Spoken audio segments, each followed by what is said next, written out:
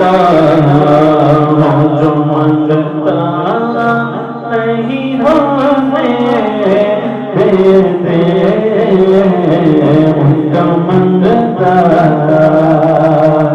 اپنے من کو کینوں پہ عشق میں رکھتے مجھے اپنے من کو کینوں پہ عشق میں رکھتے مجھ کو محتاج کسی کا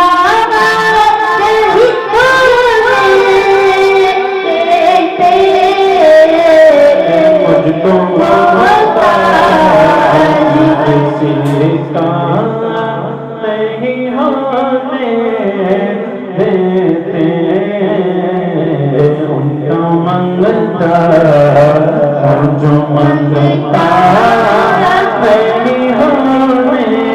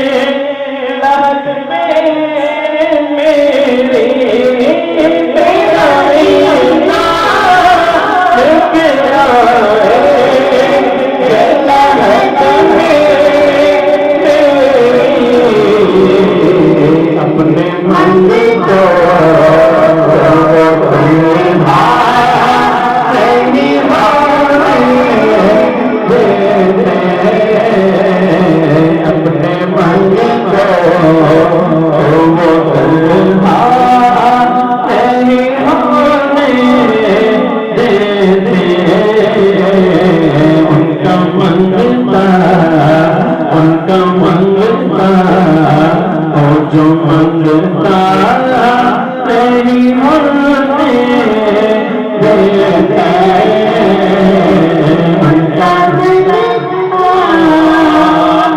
میرے اعمال کا بدلہ تو جہنم ہی تھا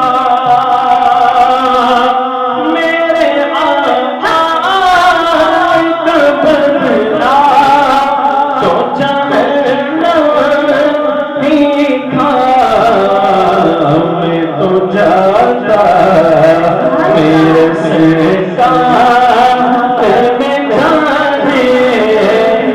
دیا میں تو جاتا میرے سے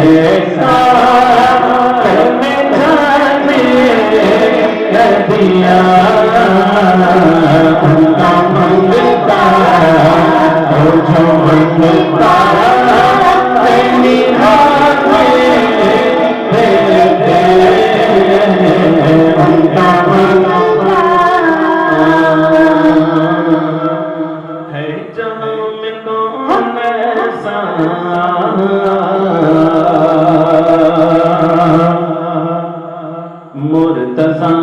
علی جیسا ہے جہاں کون ایسا مرتضی علی جیسا کس کا ہے مقام ایسا مرتضی علی جیسا کس کا ہے مقام ایسا مرتضی علی جیسا ہے جہاں کون ایسا مرتضی علی جیسا پند آگ کو کھول دی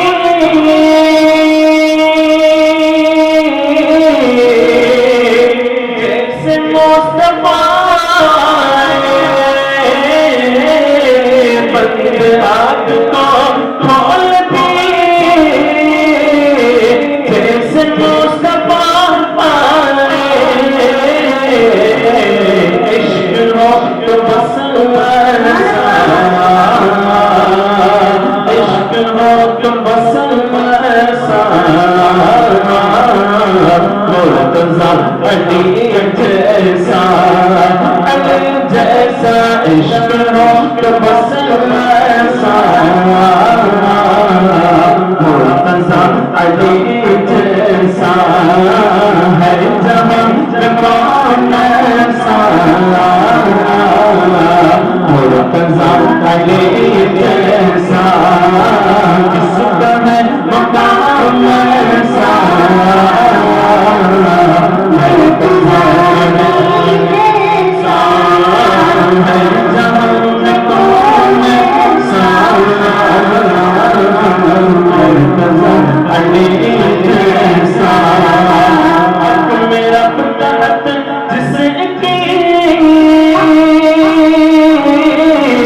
فاطمہ بنی ہوئے ہے میرا فتحت جس کی فاطمہ بنی ہوئے ہے خوش نصیب سار میں سارا خوش نصیب بطور میں سارا مرتضی علی جیسا علی جیسا خوش نصیب بطور میں سارا مرتضی علی جیسا اور میں غلام محمد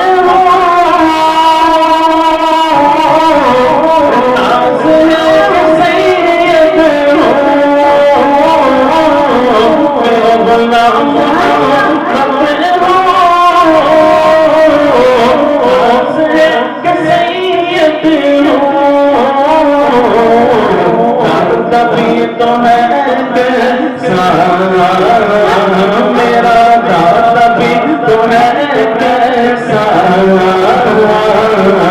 مرتضی علی جیسا علی جیسا دادا بھی تو ہے کیسا مرتضی علی جیسا ہے جہاں میں کون ایسا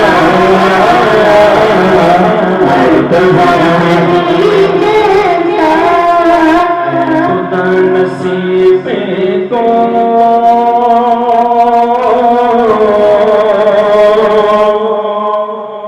ایسے جگمگا دینا خدا نصیب کو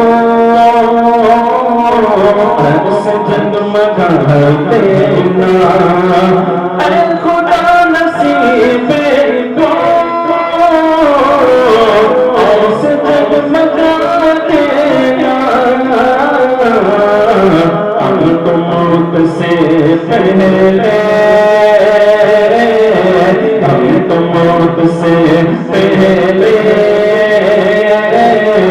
کربلا دکھا دینا دکھا دینا ہم تو موت سے پہلے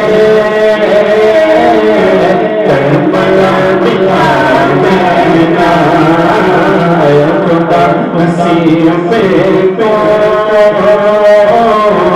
ایسے جگمگا پل میں لے کے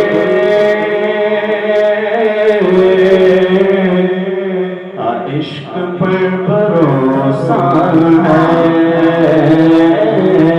بد عمل بد عمل بد عمل بد عمل بد عمل میں لے کے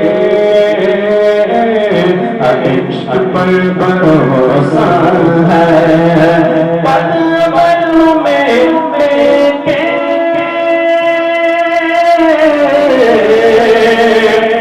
عشق پر بھروسہ ہے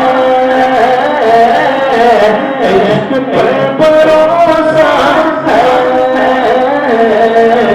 کربلا اے خدا کربلا صدقے جنتی بنا دینا سے جنت بنا لینا خدا نصیب ایسا جنم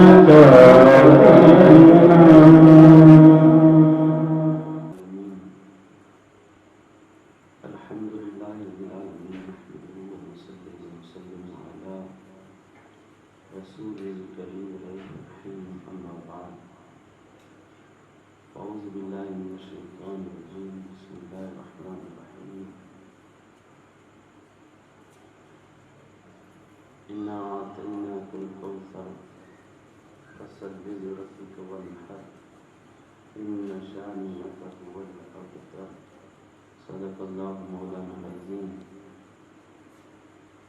ایک مرتبہ آواز بلند درود پاک پڑھنے کی اللہم صلی علی سیدنا مولانا محمد عدد ما فی الملائن صلاۃ دائمۃ بدوام ملک اللہ. ایک مرتبہ اور آواز بلند اللہم صلی علی سیدنا ومولانا محمد عدد ما فی الملائن صلاۃ دائمۃ بدوام ملک اللہ. اللہ تبارک و تعالیٰ کا فضل و کرم ہے، اس کی دی ہوئی توفیق سے ہم اور آپ اس بابرکت مجلس میں بیٹھے ہوئے ہیں. اللہ تعالیٰ ہمارا یہاں بیٹھنا اپنی بارگاہ میں قبول فرمائے اور ہمارے دلوں میں اللہ اور اس کے رسول کی سچی محبت عطا فرمائے. کل آپ نے حضور سیدنا عثمان غنی رضی اللہ تعالیٰ عنہ آپ کی سیرت مبارکہ سماعت کی اور ہمارے سرکار کے صحابہ ان کی عظمتیں، ان کی شانیں ہم جیسوں سے بیان ہو ہی نہیں سکتی، اس لیے کہ وہ اس ہستی کے دیوانے ہیں جو سارے عالم کی جان ہے، جو اللہ تبارک و تعالیٰ کے پیارے محبوب ہیں. ہمارے سرکار کا بھی ذکر ہو ہی نہیں سکتا تو ان کے صحابہ کا ذکر بھی ہم سے اور ہم جیسوں سے ممکن نہیں. حضرت عثمان غنی آپ کے ہر پہلو کو، آپ کی ہر ادا کو اگر ہم لے کر چلیں تو وہ بھی بیان سے باہر ہے. اور پھر حضرت عمر فاروق ہیں اور ان سے پہلے حضرت سیدنا صدیق اکبر ہیں. ان تمام اصحاب کا ذکر باکمال ہے اور ان کی شانیں بہت عظیم ہے، بہت اعلیٰ ہے. اگر ہم ایک ایک صحابی رسول کی سیرت 10 دن بھی بیان کریں تب بھی کم ہے. حضرت سیدنا صدیق اکبر آپ کی صداقت کو دیکھیں، تو وہ بھی بڑی عظمتوں والی ہیں۔ حضرت عمر فاروق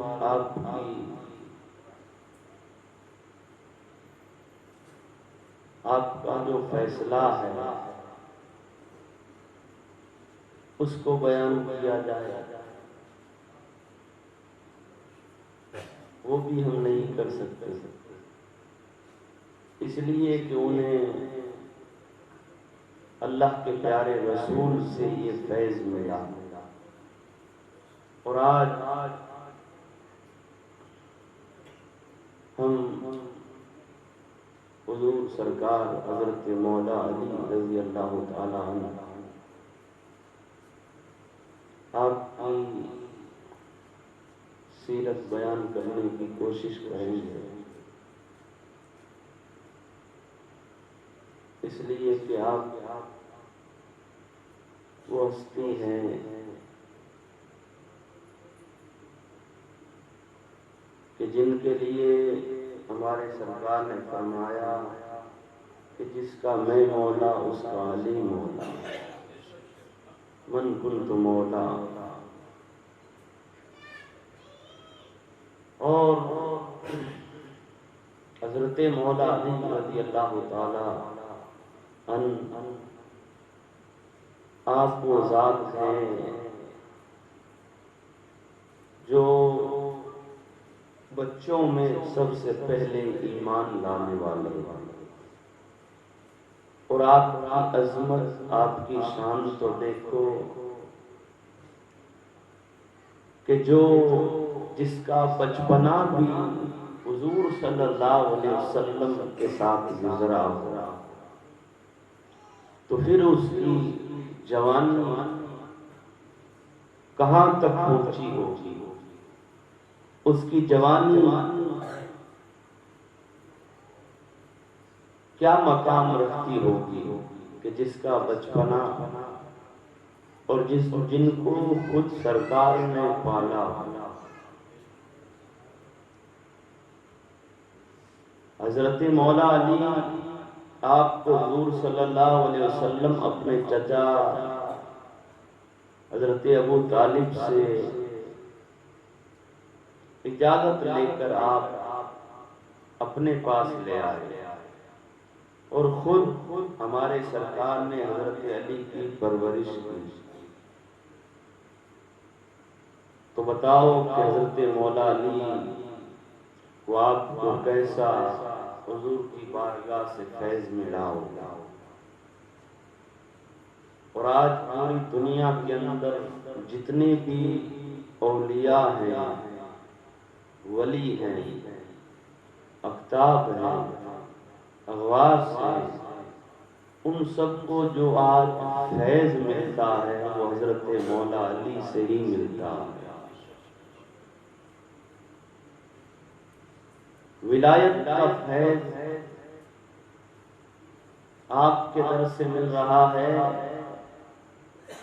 اور پھر پوری دنیا میں جو علم بٹ رہا ہے وہ بھی مولا علی سے ہی بٹ رہا ہے۔ انا مدینۃ العلم وعلی بابها، میں علم کا شہر ہوں اور علی اس کا دروازہ۔ بتاؤ کہ کتنی اونچی شان ہے۔ سرکار نے فرمایا میں علم کا شہر ہوں اور علی اس کا دروازہ ہے۔ اب جو بھی پوری دنیا میں علم پھیل رہا ہے وہ حضرت مولا علی ہی سے ہی پھیل رہا ہے، وہیں سے نکل رہا ہے۔ اتنا علم، اتنا اونچا مقام کہ پوری دنیا میں علم کی، ولایت کی جو خیرات بٹ رہی ہے وہ حضور مولا علی سے مل رہی ہے۔ تو بتاؤ کہ آپ کے گھر والوں کا کیا حال ہے؟ حضرت امام حسن کا کیا مقام ہوگا، امام حسین کا کیا مقام ہوگا، امام زین العابدین کا کیا مقام ہوگا، حضرت امام باقر کا علم کی عظمت میں کیا شان ہوگی، حضرت امام جعفر الصادق آپ کا کیا مقام ہوگا؟ کہتے ہیں کہ جو آج پوری دنیا میں جس کا نام ہے سائنس کہ سائنس کو پیدا کرنے والا، سائنس کو بتانے والا جو آج جس انسان کا نام ہے، مجھے وہ نام یاد نہیں آ رہا ہے، پوری دنیا میں اس کا آج نام ہے، اس کو جو یہ سائنس کا علم ملا ہے وہ حضرت امام جعفر الصادق کی قدموں کی برکت سے ملا۔ وہ آپ کے سامنے ہاتھ جوڑ کر کھڑا رہتا ہے، وہ آپ کی جوتیوں کو اٹھایا کرتا ہے، تو اسے یہ علم عطا کر دیا گیا۔ اور جب حضرت امام جعفر صادق آپ اتنا کمال رکھتے ہیں تو حضور مولا علی تو آپ کے دادا پردادا ہیں، تو حضرت مولا علی کے علم کی کیا شان ہوگی، کیا مقام ہوگا۔ آپ کے علم کی بھی بات کریں گے، آپ کی عبادت کی بھی بات کریں گے، آپ کی بہادری کی بھی بات ہوگی، آپ کی سخاوت کی بھی بات ہوگی کہ آپ کیسے سخی تھے اور کیسے عبادت کرنے والے تھے۔ آپ ابھی جب دنیا میں تشریف نہیں لائے، آپ اپنی والدہ کے شکم میں ہیں، اس زمانے میں ہمارے سرکار آپ کی ظاہری جو پرورش ہے وہ حضرت مولا علی کے والد نے کی، حضرت ابو طالب نے، اور آپ کی والدہ حضرت فاطمہ، حضرت مولا علی کی والدہ کا نام بھی فاطمہ۔ تو حضور صلی اللہ علیہ وسلم آپ انہی کے گھر رہا کرتے، اور جب کبھی بھی آیا جایا کرتے تو حضرت علی کی والدہ آپ حضور صلی اللہ علیہ وسلم کو دیکھ کر کھڑی ہو جاتی، تو حضور صلی اللہ علیہ وسلم ہمارے پیارے آقا نے ایک دن کہا، آپ میری ماں کے بعد آپ میری ماں ہو، اور ماں بیٹوں کے آنے کی وجہ سے، بیٹوں کے آنے پر کھڑی نہیں ہوتی، اس لیے کہ آپ کی شان، آپ کی عظمت ماں کی شان بیٹوں سے اوپر ہے۔ آپ تو میری ماں ہو، آپ کیوں کھڑی ہو جاتی؟ تو اس وقت حضرت مولا علی کی والدہ انہوں نے کہا کہ محمد صلی اللہ علیہ وسلم، میں کھڑی نہیں ہونا چاہتی ہوں، میں کھڑی نہیں ہوتی ہوں، مگر جب تم آتے ہو اور جو میرے شکم میں جو بچہ ہے وہ میرے پیٹ میں اکڑ جاتا ہے اور آواز آتی ہے، اے ماں کھڑی ہو جا، وہ دیکھ امام الانبیاء آ رہا ہے، اے ماں کھڑی ہو جا، وہ امام الانبیاء آ رہا ہے۔ تو اے محمد صلی اللہ علیہ وسلم، میں اس وجہ سے کھڑی ہو جاتی ہوں کہ یہ میرا بچہ مجھے بیٹھنے نہیں دیتا۔ اب بتاؤ کہ آپ اپنی والدہ کے شکم میں ہیں مگر حضور صلی اللہ علیہ وسلم کا ادب کر رہے ہیں، آپ کا ادب ہو رہا ہے۔ اور یہ مشہور ہے کہ آپ کی ولادت خانہ کعبہ میں ہوئی، خانہ کعبہ میں آپ کی ولادت ہوئی،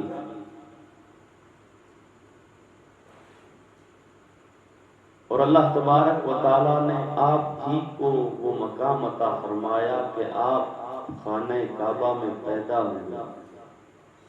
جو لوگ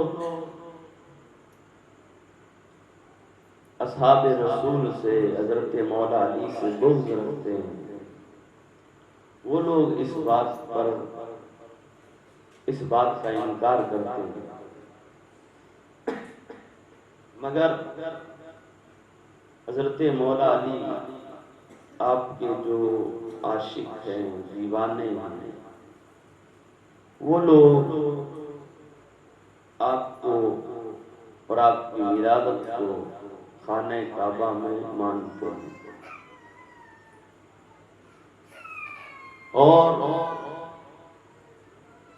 ہمارے سرکار حضور صلی اللہ تعالی علیہ وآلہ وسلم درود پاک پڑھیے، اللہم صل علی سیدنا محمد۔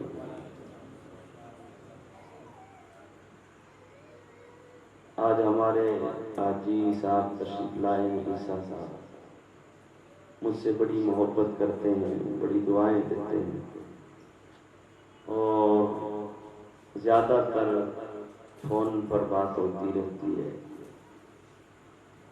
اور آج کچھ طبیعت بھی میری یوں ہے، پورا دن ہو گیا۔ آپ دعا کریں اللہ تعالیٰ تندرستی عطا کرے، اللہ تعالیٰ آپ کو بھی تندرستی عطا کرے۔ حضور سرکار حضرت مولا علی آپ ابھی اپنی والدہ کے شکم میں ہیں، اور جب آپ کی ولادت کا وقت قریب تھا، اس دن آپ کی والدہ اور ہمارے سرکار خانہ کعبہ کے قریب تھے۔ روایت میں ہے کہ طواف کر رہے تھے یا وہاں سے گزر رہے تھے، تو اچانک آپ کی والدہ کو درد محسوس ہوا، تو آپ گھبرائی، اور آپ کے چہرے پر وہ بچے کی ولادت کے وقت جو آثار ہوتے ہیں وہ نظر آئے۔ تو ہمارے سرکار نے کہا، چچی کیا ہو رہا ہے، آپ کیوں گھبرا رہی ہیں؟ کہا کہ شاید بچے کی ولادت ہونے والی ہے۔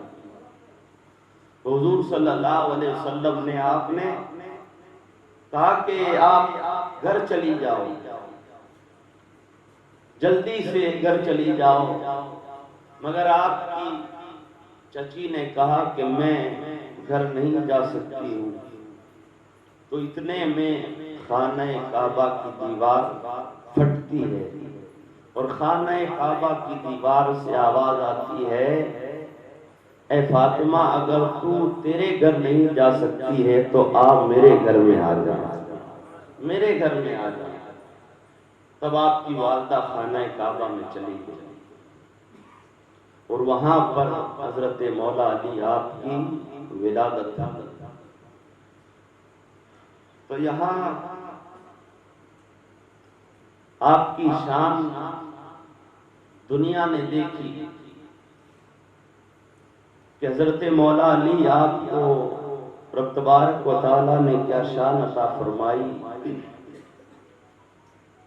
کہ آپ کی والدہ کے لیے اللہ تبارک و تعالیٰ نے اپنے خانہ کعبہ کی دیوار کھول دی۔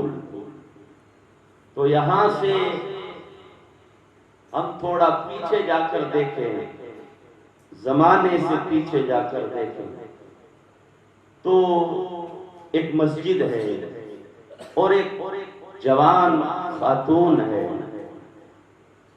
اور اس نے بچپنے سے لے کر جوانی تک اپنی پوری زندگی مسجد میں گزاری، اور جب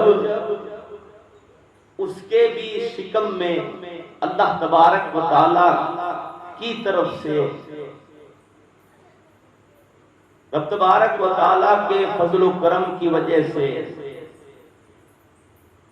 ان کے شکم میں جب بچہ آیا، وہ عورت جس نے اپنا پورا بچپنا ایک مسجد میں گزارا، اور وہ مسجد بھی کوئی عام مسجد نہیں بلکہ وہ مسجد بیت المقدس ہے، اس مسجد میں اس نے اپنی پوری زندگی گزاری۔ وہ ہستی کون ہے؟ وہ حضرت مریم آپ کی ذات ہے۔ جب آپ کے شکم میں حضرت عیسیٰ علیہ السلام وہ آئے، اور جب ان کی ولادت کا وقت ہوا، جب انہیں درد محسوس ہوا تو اس وقت وہ مسجد میں تھی، تو اللہ تبارک و تعالیٰ کی طرف سے آواز آئی، مریم مسجد سے باہر آ جا، مسجد سے باہر آ جا، فلاں درخت کے نیچے چلی جا۔ اب یہاں پر مقام تو الگ الگ ہے، ایک نبی ہے اور ایک نبی کا غلام ہے، مگر حضور صلی اللہ علیہ وسلم کے غلام آ گئے ہیں۔ اب عظمت اور شان دیکھو حضور مولا علی آپ کی والدہ کی، کہ ادھر حضرت مریم ہے، انہیں کہا جا رہا ہے باہر چلی جا، اور جب حضرت مولا علی کی ولادت کا وقت آیا، رب تبارک و تعالیٰ نے ادھر تو کہا کہ باہر چلی جا، اور ادھر مولا علی کی والدہ سے کہا کہ مسجد میں آ جا، خانہ کعبہ میں آ جا۔ یہ حضور مولا علی کی شان ہے کہ آپ کی ولادت خانہ کعبہ میں، اور حضرت عیسیٰ علیہ السلام کی ولادت مسجد سے باہر۔ قبلہ اول تو خانہ کعبہ ہے۔ یہودی کہتے تھے کہ یہ ہمارا قبلہ ہے، جہاں پر بیت المقدس ہے، جہاں رمضان المبارک میں آپ نے پہلے بیان میں سنا تھا کہ وہ وہاں مسلمان کیسا عشق رکھتے ہیں، کیسی محبت رکھتے ہیں۔ وہ عظمتوں والی مسجد جس کو حضرت عمر نے آپ نے فتح کیا، اور آپ کے بعد پھر عیسائیوں کا، یہودیوں کا اس پر قبضہ ہو گیا، اور اس کے بعد پھر حضرت صلاح الدین ایوبی آپ نے فتح فرمایا۔ اور جب حضرت مولا علی کی ولادت ہو گئی تو آپ کی والدہ آپ کو وہاں سے اپنے گھر لے گئی، اور جب گھر چلی گئی اور حضور صلی اللہ علیہ وسلم کو پیغام آیا کہ آپ کے یہاں پر، آپ کے چچا کے یہاں پر بچے کی ولادت ہوئی ہے، تو ہمارے سرکار حضور صلی اللہ علیہ وسلم آپ اپنی چچی کے گھر آئے۔ 3 دن کے بعد جب آپ آئے، تب آپ کی جو چچی تھی حضرت علی کی والدہ، ان کے پاس جب گئے تو ان کی آنکھوں سے آنسو آ رہے ہیں۔ تو حضور صلی اللہ علیہ وسلم نے پوچھا، چچی گھر میں بچے کی ولادت ہوئی ہے، آپ کو خوشی ہونی چاہیے اور آپ رو رہی ہو، کیا بات ہے؟ تو آپ کی چچی نے کہا کہ یہ جو میرا بیٹا ہوا ہے، آج 3 دن ہو گئے ہیں، لگتا ہے یہ اندھا ہے، اس نے آنکھیں نہیں کھولی۔ مگر آپ کی چچی کو کیا پتا تھا کہ اس نے آنکھیں کیوں نہیں کھولی۔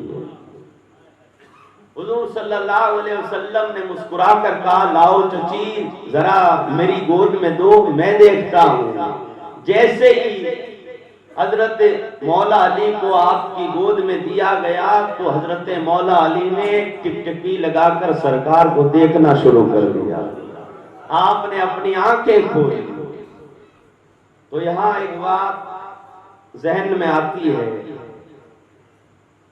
کہ حضرت مولا علی جب شکم میں تھے تب بھی سرکار کا ادب کرتے تھے، اور ولادت کی ہوئی خانہ کعبہ میں آج لوگ لاکھوں روپے لگا کر خانہ کعبہ کے دیدار کے لیے جاتے ہیں، اور خانہ کعبہ کا دیدار بھی کرتے ہیں، اور تمنا یہ رکھتے ہیں کہ کاش خانہ کعبہ کے اندر کی زیارت ہو جائے، مگر حضرت مولا علی کا حضور سے عشق تو دیکھو، خانہ کعبہ میں پیدا ہوئے مگر وہاں پر بھی آنکھیں نہیں کھولی، کعبے کو بھی کہہ دیا ہوگا اے کعبے میں تجھے کیوں دیکھوں، ارے سب سے پہلے میں اس کعبے کی عظمت اور شان بیان کرنے والے محمد رسول اللہ کو دیکھوں، اے کعبے میں تجھے کیوں دیکھوں، اگر دیکھنا ہی ہے تو سب سے پہلے اللہ کے رسول کو دیکھو۔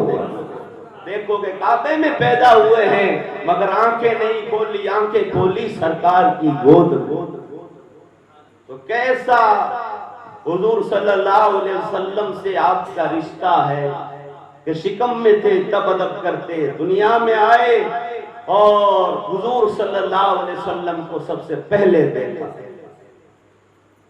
اور اس کے بعد حضور صلی اللہ علیہ وسلم ہمارے پیارے آقا نے حضرت مولا علی کو آپ کو گھٹی دی، جو بچوں کو دی جاتی ہے، جو بڑے ہوتے ہیں دادا نانا جس کی بھی دلاتے ہیں، تو آپ نے 3 دن تک تو دودھ بھی نہیں پیا، اور حضور صلی اللہ علیہ وسلم نے پھر کہتے ہیں کہ کھجور وہ آپ نے تھوڑی سی کھائی، اور پھر وہی کھجور حضرت مولا علی کے منہ میں رکھے اور اپنی زبان بھی حضرت مولا علی کے منہ میں رکھی، اسی لیے تو آپ کو باب علم کہا گیا۔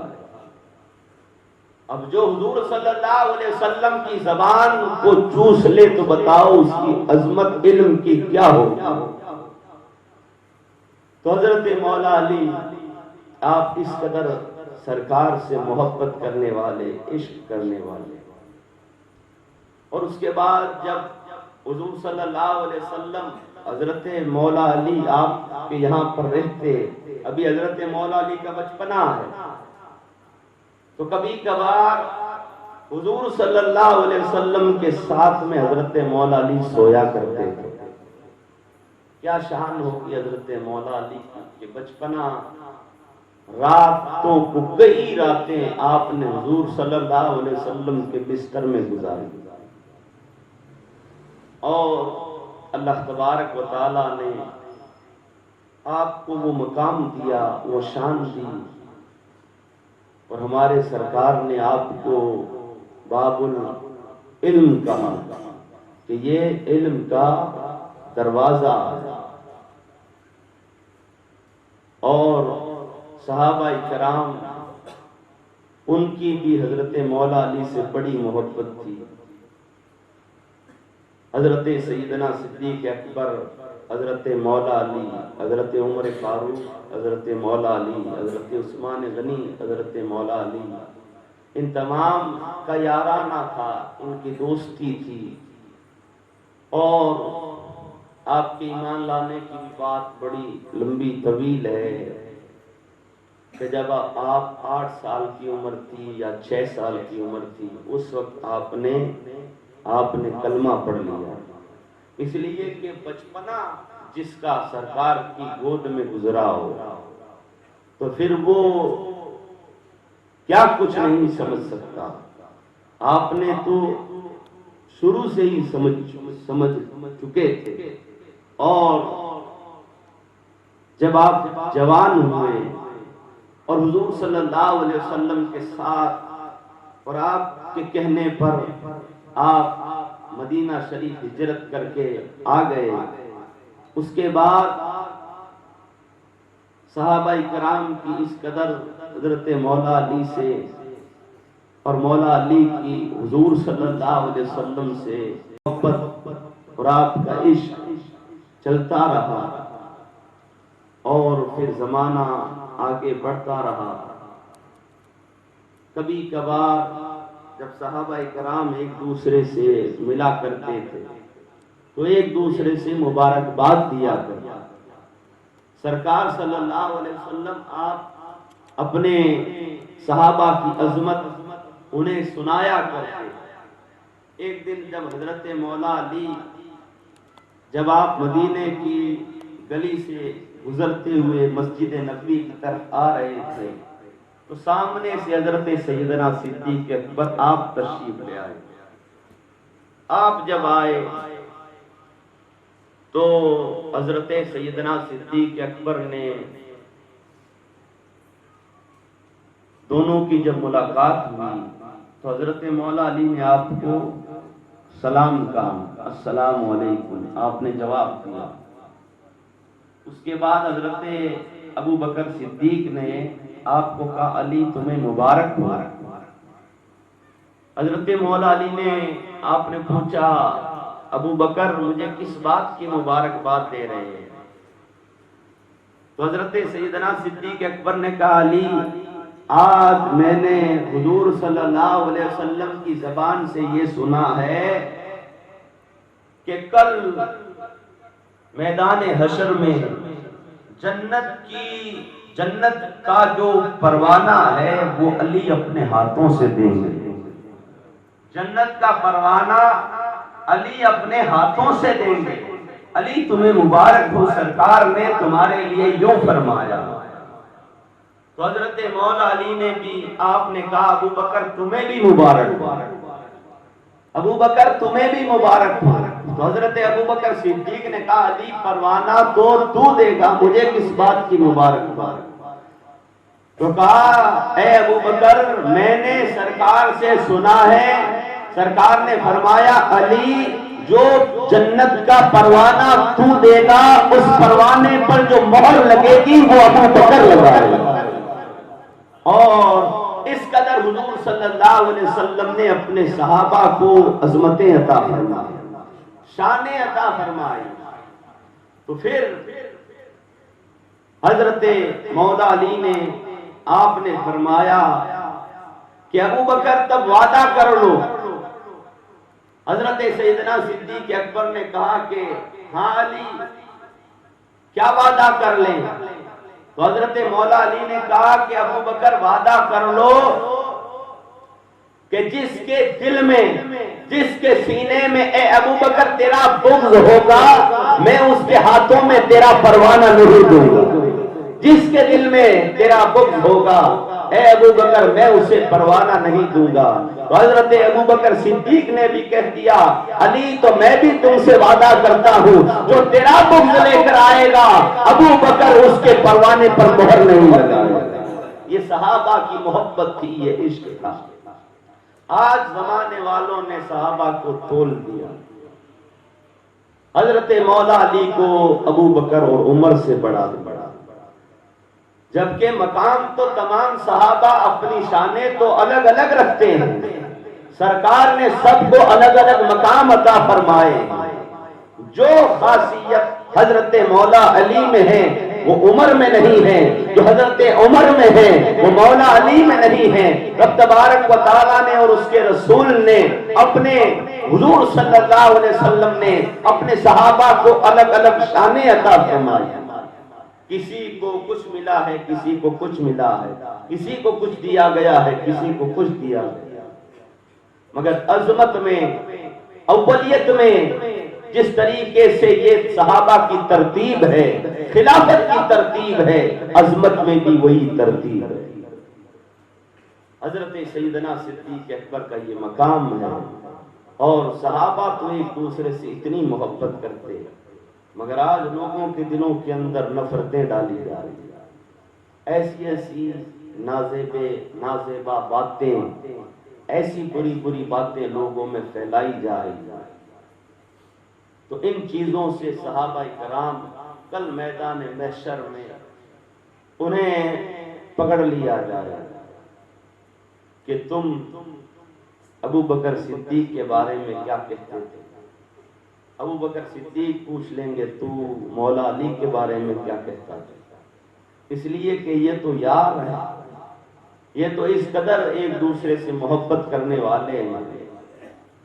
آپ نے یہ بھی مشہور بات ہے کہ ایک مرتبہ پھر ایسے ہی حضرت مولا علی اور حضرت ابو بکر صدیق کا جب آمنا سامنا ہوا، ایک ہی راستے سے جب دونوں ایک دوسرے کے سامنے جب آئے تو ہر دن تو حضرت مولا علی آپ پہلے حضرت ابو بکر صدیق کو سلام کر دیتے، مگر ایک دن جب یہ دونوں یار ایک ہی گلی سے گزرے اور آمنے سامنے آئے تو حضرت ابوبکر صدیق آپ کے دل میں یہ تھا کہ ابھی مولا علی سلام کریں، مگر آپ نے سلام کیا ہی نہیں۔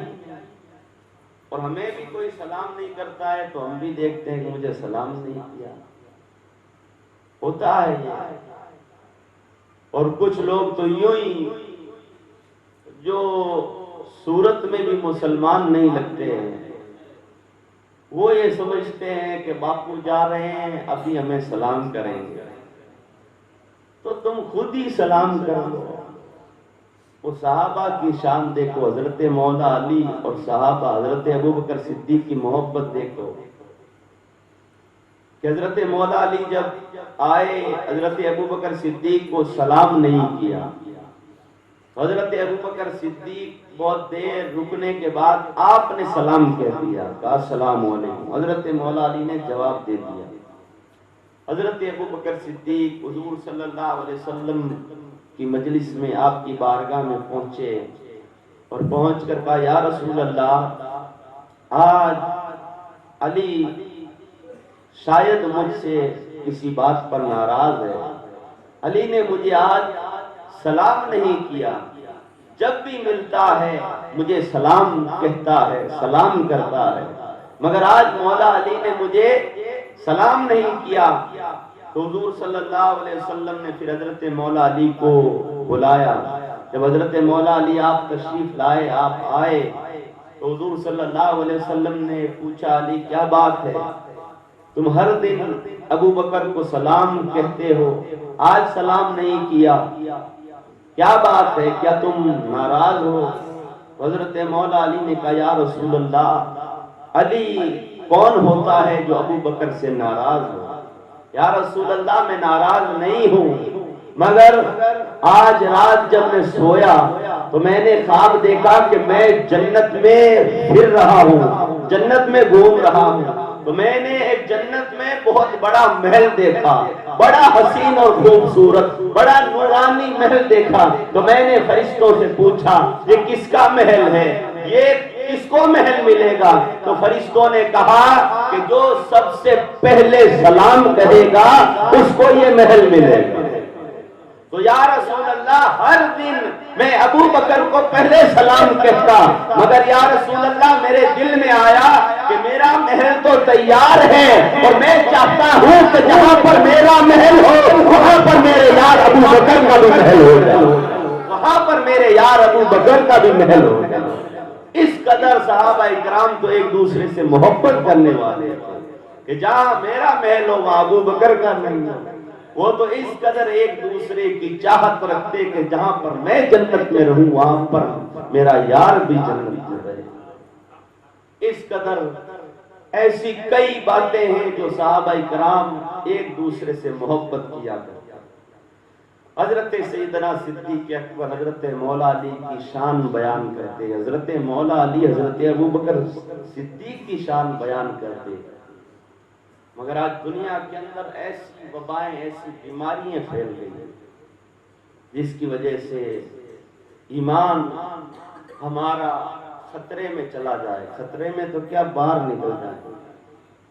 صحابہ کرام کی طرف انگلی اٹھانا بہت بری چیز ہے، اس لیے یہاں سے یہ پیغام لے کر اٹھو کہ ایسے لوگ ہیں، ایسے لوگوں سے ہمیں دور رہنا ہے، اور ہماری قوم سے، ہمارے خاندان سے، ہمارے گاؤں سے بھی ایسے لوگوں کو پاک رکھنا۔ جو لوگ صحابہ کرام کی اور اہل بیت کی محبت دل میں رکھتے ہیں ان لوگوں کو ہمیں سینے سے لگانا ہے۔ قیامت کے نزدیک زمانہ بڑھ چکا ہے، ہزار فتنے اٹھیں گے، فتنوں سے بچنا بہت مشکل ہو جائے گا، اور جب دجال دنیا میں آئے گا، دجال قرب قیامت کے نزدیک، تو ایسے ایسے لوگ دجال کے بتائے ہوئے جھوٹے چمتکاروں سے اور ان چمتکاروں کو دیکھ کر اتنے لوگ اس کے ساتھ ہو جائیں گے، اتنے لوگ ان کے ساتھ ہو جائیں گے، اس دجال کے ساتھ اس قدر جو یہودی ہوں گے، جو نام کے مسلمان ہوں گے، وہ بھی اسی کے ساتھ ہو جائیں گے۔ آج دجالی فتنے تو کئی ہیں، ہمارے سرکار نے فرمایا دنیا میں 30 دجال ہوں گے۔ کتنے؟ 30 دجال ہوں گے۔ تو آج کئی ایسے دجال دنیا میں آ چکے ہیں، چل رہے ہیں، میڈیا میں چل رہے ہیں، لوگوں کے ایمان کو برباد کر رہے ہیں۔ بظاہر ہمیں اچھا لگتا ہے کہ بڑی اچھی تقریر کر رہا ہے، بڑا اچھا بیان کر رہا ہے، شان اہل بیت بیان کر رہا ہے، شان مولا علی بیان کر رہا ہے۔ تمہیں پتہ نہیں ہے کہ وہ کیا کر رہے ہیں۔ اس قدر ہزاروں میڈیا کے اندر آپ سن سکتے ہو، ہمیں پتہ ہی نہیں چل، جو بیچارہ سیدھا سادہ ہے، کم علم ہے، وہ لوگ اسے سن کر اس بات کو مان لیتے ہیں۔ ہمارے علماء کو پوچھو، ہمارے امام کو پوچھو کہ یہ آدمی کیسا ہے، وہ جانتے ہیں کہ یہ کیا بول رہا ہے، کس طرف اشارہ کر رہا ہے۔ ایسی ایسی باتیں وہ دنیا کے سامنے رکھ رہے ہیں۔ میں نام بھی ایک کا بھی نہیں لوں گا، اس لیے کہ نام لے لوں گا تو آپ کیا کہ چلو سن کر دیکھتے ہیں۔ میری عادت ہے کہ میں نام نہیں لیتا کسی کا بھی۔ وہ ہوتا ہے کہ ہمارے یہاں کہاوت ہے، جو پاگل ہوتا ہے اسے یہ نہیں کہنا ادھر مت جانا، تو وہ ادھر ہی جاتا ہے۔ تو اس لیے ضرورت نہیں ہے، آپ خود سمجھدار ہو۔ دنیا کے اندر آج اتنی ہوائیں ایسی چل پڑی ہے، ہمارے ہر ایریے کے اندر، ہر جگہ کے اندر ایسے حالات اور ایسے لوگ آ چکے ہیں جو ہمارے ایمان کو برباد کر رہے ہیں۔ بولی تو وہ سنیت کی بولتے ہیں، لگتا ہے کہ سنی ہے مگر بیک گراؤنڈ میں وہ کچھ اور ہے۔ اتنی میٹھی میٹھی باتیں، ایسی محبت بھری باتیں، ایسی ایسی باتیں، ہم کہتے ہیں کہ کتنا ہمدرد ہے، کتنا مسلمانوں کا یہ ہمدرد ہے، کتنا اسلام سے محبت کرنے والا ہے۔ وہ میٹھی بولی اسی لیے بولتے ہیں کہ لوگ ایسی باتیں سن کر ہمیں سننے لگے، اور پیچھے نہ جانے وہ اہل سنت والجماعت کو، ہمارے اولیاء کو، ہمارے صحابہ کو، ہمارے بزرگوں کو نہ جانے کیا کیا بری بری باتیں کہتے ہیں۔ اگر ظاہر میں کہہ دیں تو ہم تو اسے سنیں گے ہی نہیں، اس لیے وہ ہمارے طرف کی بات کرتے ہیں جو ہمیں پسند آئے۔ آپ نے وہ نہیں سنا، کل میں نے کہا تھا عبداللہ ابن سبا، اس نے کہا اسلام کو اگر نقصان پہنچانا ہے تو باہر رہ کر نہیں پہنچا سکتا، اس کے اندر گھسنا پڑے گا، مسلمان بننا پڑے گا، نماز پڑھنی پڑے گی، حج کرنا پڑے گا، نماز پڑھنی پڑے گی، بیان کرنا پڑے گا، اچھی اچھی باتیں کہنی پڑے گی، لوگوں کو جمع کرنا پڑے گا۔ حضرت صلاح الدین ایوبی آپ کے زمانے میں، آپ کے دور میں، آپ کے شہر کے اندر، جس وقت حضرت صلاح الدین ایوبی آپ اس زمانے کے اندر ایسے حالات تھے کہ عیسائی لوگ مسلمانوں کے لباس کے اندر ان کے لوگوں میں شامل ہو چکے تھے، انہی کے گھروں کے اندر آ چکے تھے، مگر عام مسلمان نہیں پہچان سکتے کہ یہ کون ہے۔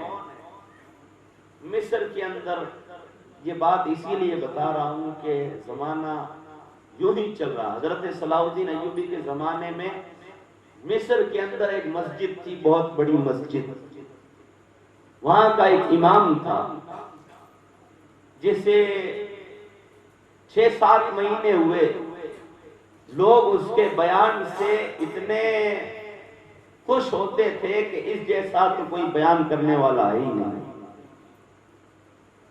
اس قدر مسلمانوں کی بھیڑ اس مسجد میں لگنے لگی اور ہر دن وہ بیان کرتا، ہر دن لوگوں کو اچھی اچھی باتیں کہتا۔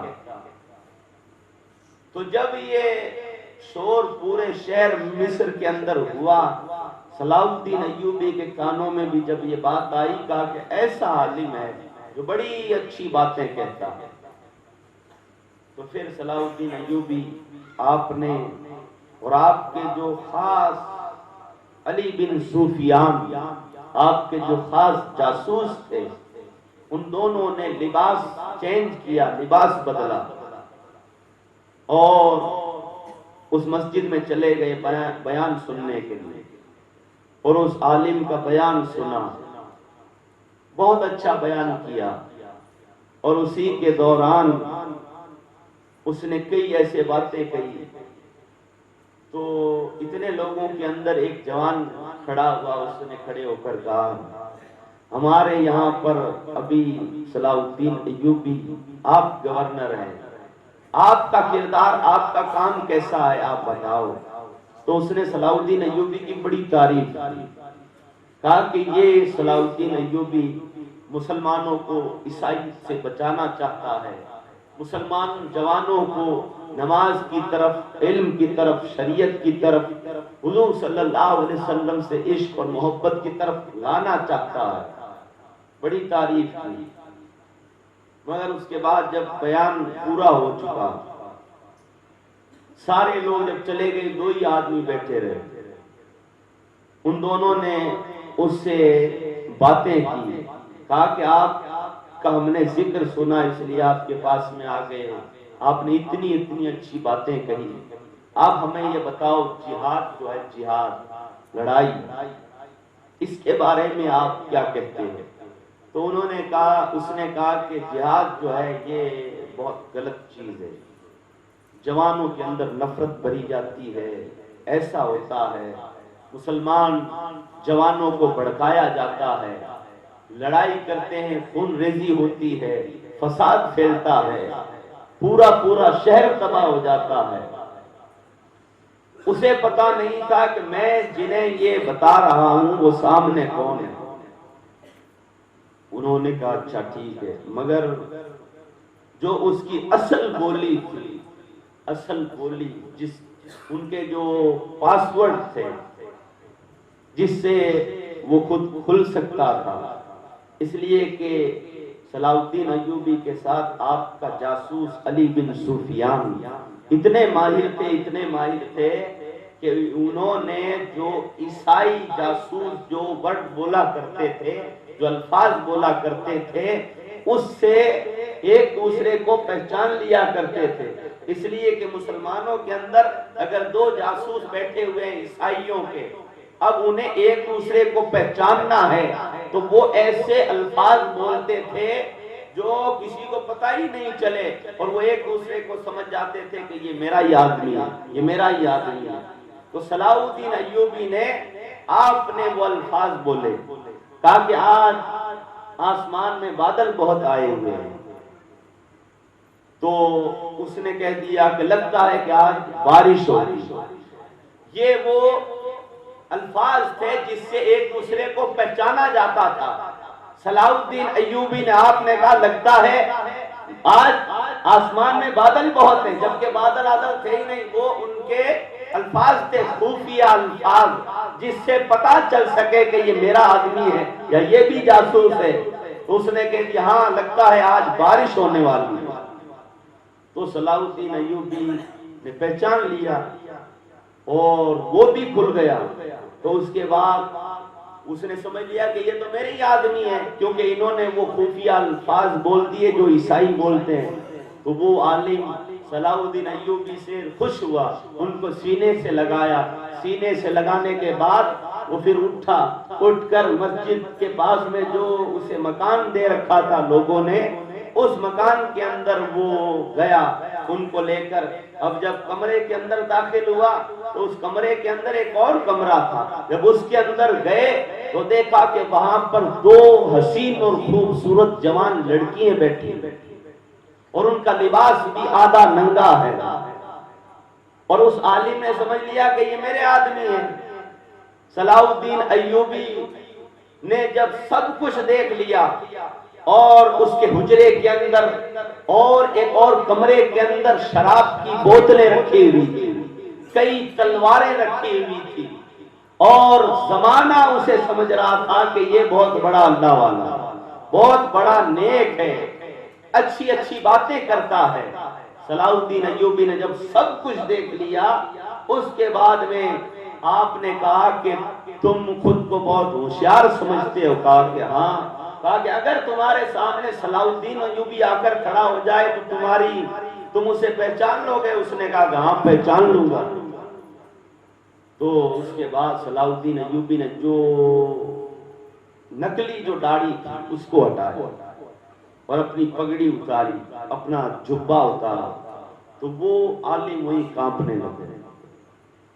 پھر بتایا گیا، پھر ان دو عورتوں کو باہر نکالا گیا، جو دو لڑکیاں تھیں وہ بھی عیسائیوں کی جاسوس تھی۔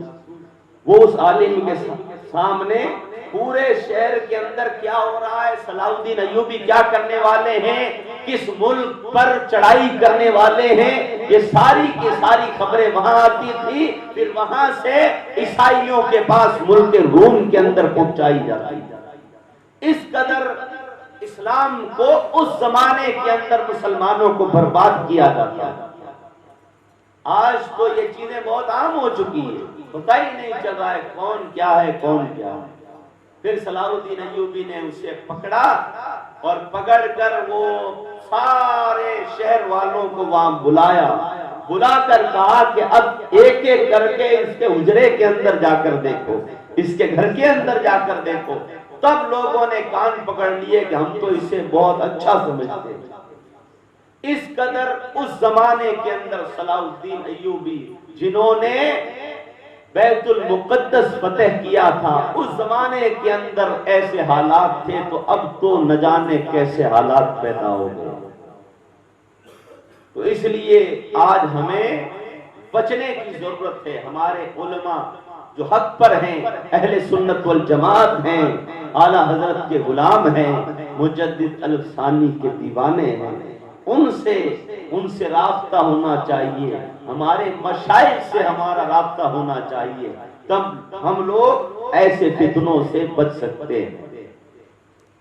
آج میڈیا پر ہزاروں ایسے عالم بیٹھے ہوئے ہیں، میں خود سنتا ہوں، میں خود دیکھتا ہوں، اور آپ خود دیکھتے ہو، باتیں ہوتی ہیں ایک دوسرے سے کہ ہاں بھئی کیا ہو رہا ہے، کہ فلاں عالم صاحب بہت اچھا بولتے ہیں، اہل بیت کی شان میں بہت اچھے بولتے ہیں، بہت اچھے نہیں بولتے ہیں، وہ صحابہ کرام کا بغض، ان کی جھوٹی باتیں تمہارے ذہن میں ڈالنے، اس سے آدمی کا ذہن خراب ہوتا ہے۔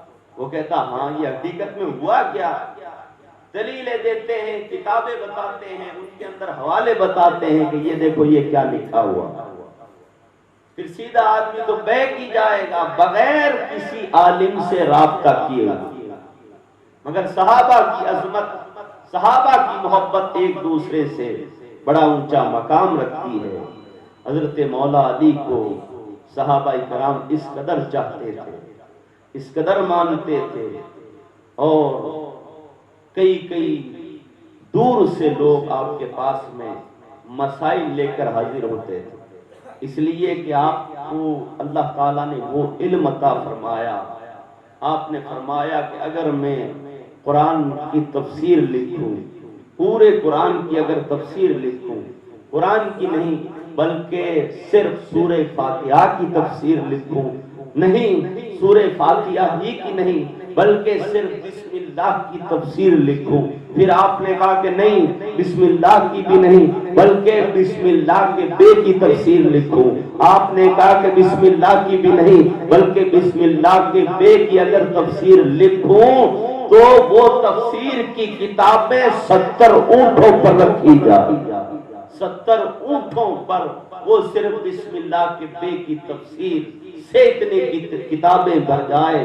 اگر ایک ملک سے دوسرے ملک پہنچانی ہو تو 70 اونٹوں پر رکھ کر لے جائی جائے۔ تو بتاؤ کہ حضرت مولا علی میں کتنا علم ہوگا، اور آپ کے علم کی وجہ سے لوگ آپ سے جلتے تھے. یہودی حضور صلی اللہ علیہ وسلم آپ کے لیے برے برے الفاظ کہتے تھے, آپ کے لیے ایسے ایسے کلمات کہتے تھے کہ محمد صلی اللہ علیہ وسلم نے مولا علی کو یہ کہا ہے کہ میں علم کا شہر ہوں اور علی اس کا دروازہ ہے, علی اس کا دروازہ ہے. تو علی کے پاس میں اتنا کیسا علم ہے؟ حضرت مولا علی کے پاس میں ایسے ایسے سوال لے کر لوگ حاضر ہوتے تھے جو سوال کبھی کسی نے سنے ہی نہ ہو. آپ مسجد کوفہ, شہر کوفہ کی جامع مسجد, وہاں آپ نماز پڑھانے کے لیے جب جا رہے تھے حضور مولا علی, آپ نے جب اپنا قدم جیسے ہی مسجد کی سیڑھی پر رکھا, ایک یہودی نے آ کر آپ کو پکڑ لیا اور آ کر کہا علی تمہارے رسول نے تمہیں باب العلم کہا ہے, تم علم کے دروازے ہو. اے علی اگر تمہارے پاس میں اتنا علم ہے تو تم مجھے ایک سوال کا جواب دو. حضرت مولا علی نے پوچھا کیا سوال ہے تمہارا, بتاؤ, سوال کرو. تو اس نے وہ سوال کیا, کہا کہ علی بتاؤ کہ دنیا کے اندر وہ کتنے جانور ہیں جو انڈے دیتے ہیں, وہ کتنے جانور ہیں جو بچے دیتے ہیں, وہ کتنے جانور ہیں جو انڈے دیتے ہیں, جو کتنے جانور ہیں جو بچے جنتے ہیں. اس یہودی کا یہ ارادہ تھا کہ مولا علی جانور گنوائیں گے اتنے میں نماز چلی جائے گی, اگر نماز کے لیے جائیں گے تو جواب رہ جائے گا. اس نے اس ارادے سے نماز کے وقت آپ کو روک کر پوچھا کہ علی یہاں پر گنتی کریں گے, گنتی کر کے بتائیں گے, نماز رہ جائے گی. اور نماز کے لیے گئے تو لوگوں کے سامنے یہ ہو جائے گا کہ علی کو جواب نہیں آیا. حضرت مولا علی نے کہا کیا سوال ہے؟ اس نے کہا کہ سوال یہ ہے کہ کتنے جانور ایسے ہیں جو انڈے دیتے ہیں, کتنے جانور ہیں جو بچے جنتے ہیں. حضرت مولا علی نے فرمایا جواب یہ ہے کہ جن جانوروں کے کان اندر ہیں وہ انڈے دیتے ہیں, جن کے کان باہر ہیں وہ بچے دیتے ہیں. اب تو گنتی کر, میں نماز پڑھ کے آتا ہوں. اسے یہ کہہ کر آپ نماز پڑھنے کے لیے اندر چلے گئے. اب نماز پڑھا دی, دعا ہو گئی. اس کے بعد جب باہر آئے, دو یہودی بیٹھے بیٹھے گنتی کر رہے تھے کہ اس کے کان اندر ہے, اس کے باہر ہے, اس کے اندر ہے, اس کے باہر ہے. مولا علی نے کہا کیا ہوا, گنتی کر لی؟ انہوں نے کہا کہ نہیں, گنتی ہونے والی ہوا. تو پھر یہ جواب جب عیسائیوں کے بہت بڑے عالم کے پاس گیا, کہا کہ مولا علی نے یہ جواب دیا, تو اس عیسائی عالم نے, اس یہودی عالم نے کہا کہ یہ جواب وہی دے سکتا ہے یا تو جب جانور بنائے جا رہے تھے اس وقت وہ موجود تھا, یا اس نے خود نہیں وہ جانور بنائے. وہی آدمی دے سکتا ہے جو اس وقت موجود تھا. حضرت مولا علی کے پاس میں اتنا علم, اور حضور صلی اللہ علیہ وسلم آپ کے علم کے لیے لوگوں نے آپ پر انگلیاں اٹھائیں. ایک دن آپ اسی مسجد میں, اسی منبر پر آپ خطبہ دے رہے تھے, نصیحت کر رہے تھے. اتنے میں آپ کے پاس آپ کا ایک غلام, آپ کا دیوانہ وہ آیا, اور انہوں نے آ کر کہا حضور باہر یہودی بیٹھ کر حضور صلی اللہ علیہ وسلم کے علم غیب کے بارے میں نازیبا کلمات کہہ رہے ہیں کہ انہیں کوئی علم نہیں تھا. اے علی وہ لوگ ایسی باتیں کہہ رہے ہیں. تو اسی وقت حضرت مولا علی آپ نے اعلان فرما دیا اسی منبر پر, اور آپ نے کہا کہ میں علی, جس کے لیے سرکار نے فرمایا کہ میں علم کا دروازہ ہوں, علی آج اعلان کرتا ہے کہ جس کو جو پوچھنا ہے, جیسا پوچھنا ہے, ابھی آ کر علی سے پوچھ لے, میں اس کا جواب دے دوں, میں اس کا جواب دے دوں. تو اس مجمع میں سے, ان لوگوں میں سے ایک آدمی کھڑا ہوا. اس نے کہا کہ علی مجھے یہ بتاؤ میرے باپ کا نام کیا؟ حضرت مولا علی نے اس کے باپ کا نام بتا, تیرے باپ کا نام یہ ہے. ایک اور کھڑا ہوا, اس نے کہا علی میرے باپ کا نام کیا ہے؟ حضرت مولا علی نے اس کے باپ کا بھی نام بتا دیا. اور ایک آدمی اور کھڑا ہوا, اس نے کہا علی لوگ میرے باپ کے بارے میں بری بری باتیں کہتے ہیں, میرا باپ کون ہے؟ حضرت مولا علی نے کہا کہ تو جسے باپ سمجھتا ہے وہ تیرا باپ نہیں, فلاں تیرا باپ. اب بتاؤ یہ بات کون جان سکتا ہے؟ کوئی چھاپ یا مہر تو نہیں ہے. وہ بات حضرت مولا علی نے اسے بتا دی. اور آسمانوں میں حضرت جبرائیل, آپ نے بھی اللہ تعالیٰ سے عرض کی یا اللہ آج مولا علی بہت جوش میں ہیں, علم کا دریا مجھے مار رہا ہے, مولا تو مجھے اجازت دے تاکہ میں بھی علی سے ایک سوال کر کے آ جاؤں, پوچھ آؤں. اللہ تبارک و تعالیٰ نے کہا جا جبرائیل تو بھی جا اور علی سے سوال کر لے. پھر جب حضرت جبرائیل انسانی صورت میں اس مسجد میں آ کر کھڑے ہوئے, آپ نے آ کر کہا علی تمہارے اندر بہت علم ہے, علی اس کا جواب دو. حضرت مولا علی نے کہا کیا تیرا سوال ہے؟ انہوں نے کہا علی مجھے اس وقت بتاؤ کہ اس وقت حضرت جبرائیل کہاں پر ہیں, اس وقت جبرائیل امین کہاں ہیں؟ حضرت مولا علی نے پھر آسمان کی طرف دیکھا, آسمان میں سدرۃ المنتہا تک دیکھا, اس کے بعد زمین میں تحت الثری تک دیکھا, پھر مشرق اور مغرب کو دیکھا. آپ نے دیکھنے کے بعد آپ نے فرمایا آسمانوں میں بھی جبرائیل نہیں ہے, زمین کی طرف بھی جبرائیل نہیں ہے, مشارق و مغارب میں بھی جبرائیل نہیں ہے. اب مجھے لگتا ہے یا تو جبرائیل ہے یا میں جبرائیل, یا تو جبرائیل.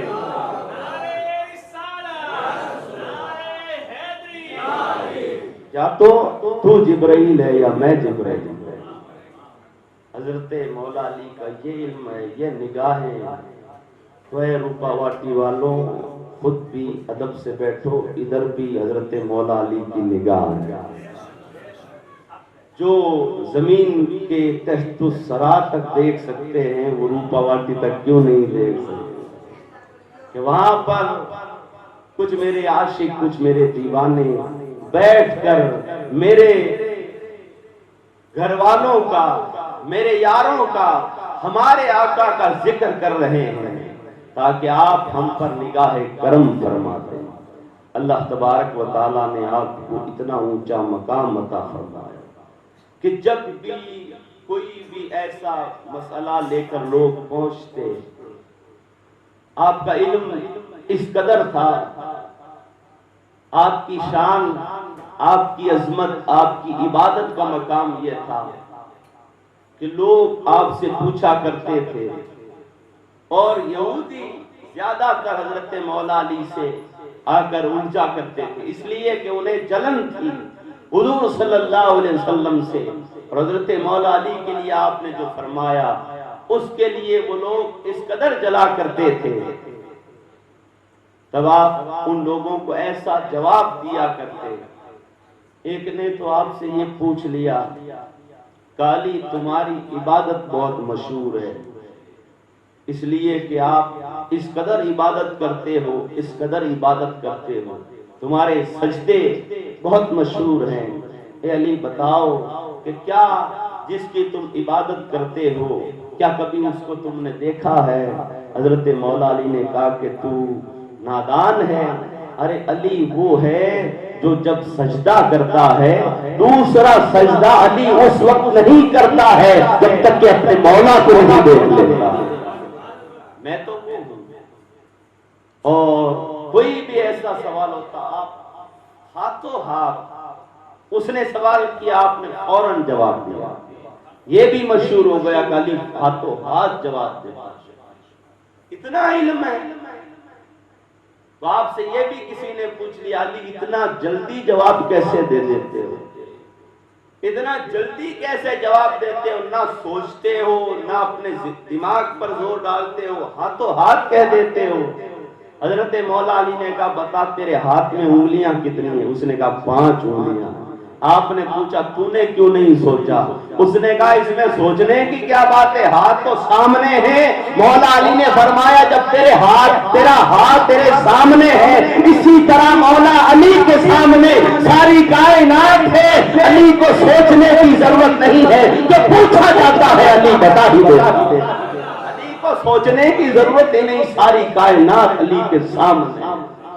جب غوث پاک کہتے ہیں کہ میں پوری کائنات کو ایسے دیکھتا ہوں جیسے رائی کا دانہ، تو غوث پاک کو تو مولا علی کی بارگاہ سے فیض ملا ہے، آپ کے یہاں سے یہ فیضان ملا ہے، تو حضرت مولا علی کی نگاہیں اور نظر کیسی ہوگی؟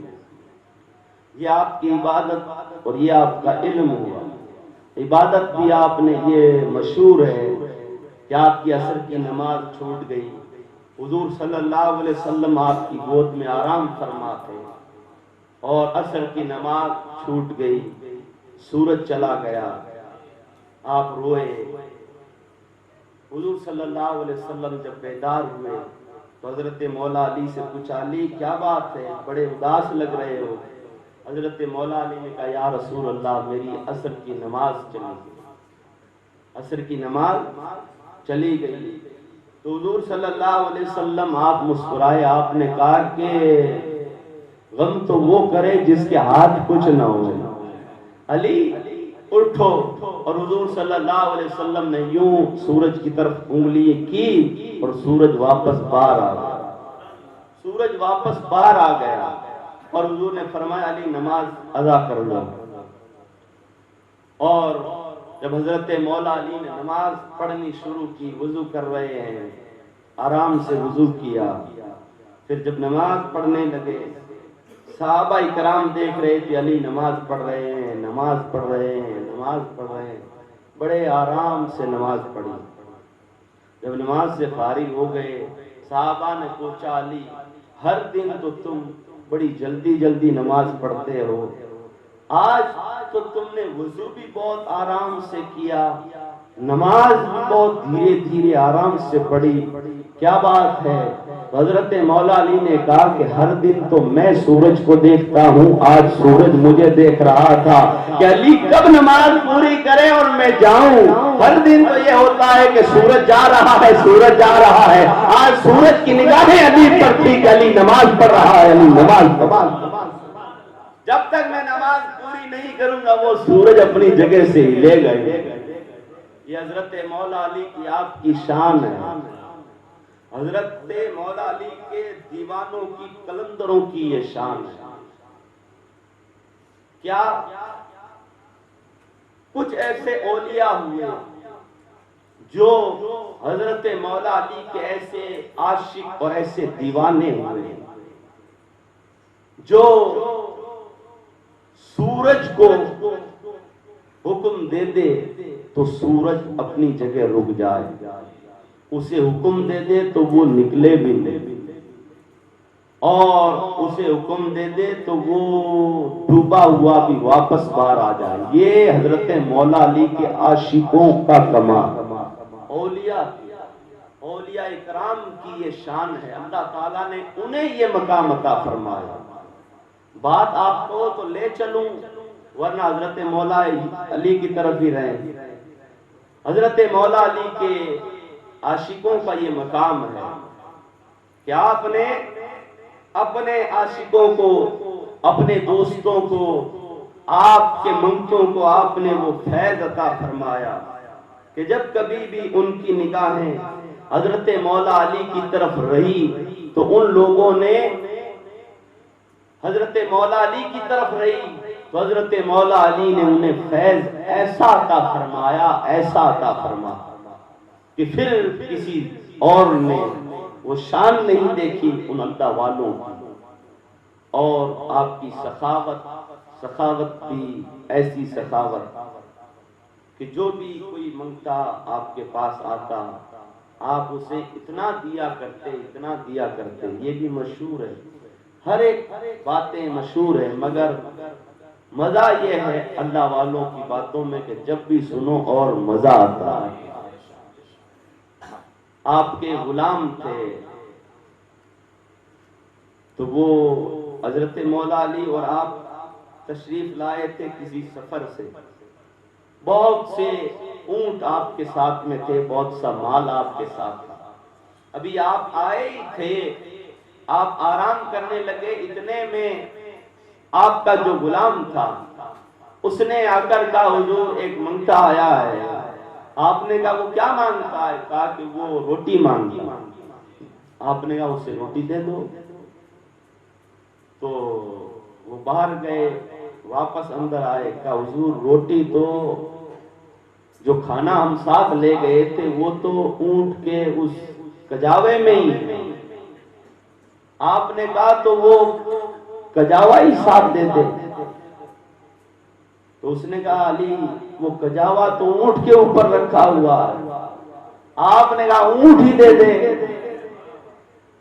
اس نے پھر کہا حضور یہ دیکھو اونٹ تو جس کے اوپر روٹیاں رکھی ہوئی ہے، جس کجاوے میں ہے وہ فلاں اونٹ ہے، اور وہ فلاں اونٹ تو ساری اونٹوں کی جو قطار ہے جن کی رسیاں بندھی ہوئی ہے وہ سب کے بیچ میں ہے۔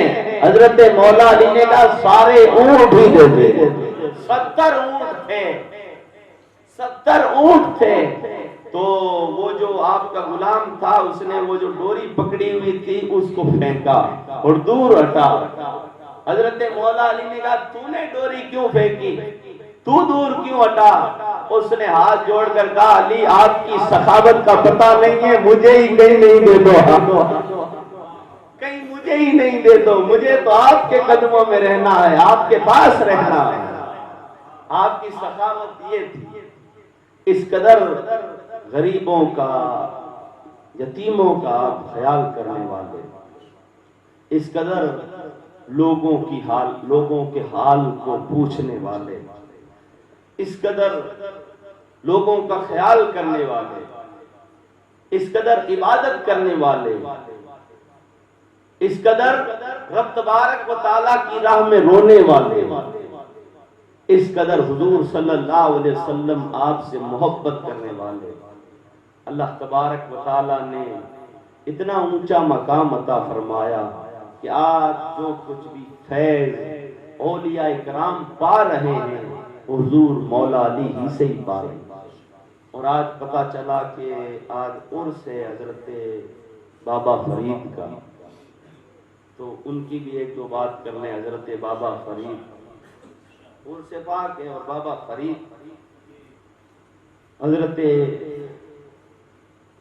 حضور حضرت سلطان الہند عطائے رسول خواجہ خواجگان حضرت خواجہ غریب نواز آپ کے عاشق ہیں، آپ کے دیوانے ہیں، اور حضرت قطب الدین بختیار کاکی کے آپ مرید ہیں، اور اپنے پیر سے اتنی محبت حضرت بابا فرید کو کہ ایک مرتبہ حضرت قطب الدین بختیار کاکی نے کہا جا فرید جا کر کچھ شیرنی لیا، آج خواجگان کی فاتحہ کریں گے خانقاہ میں، جا شیرنی لے کر آ جا۔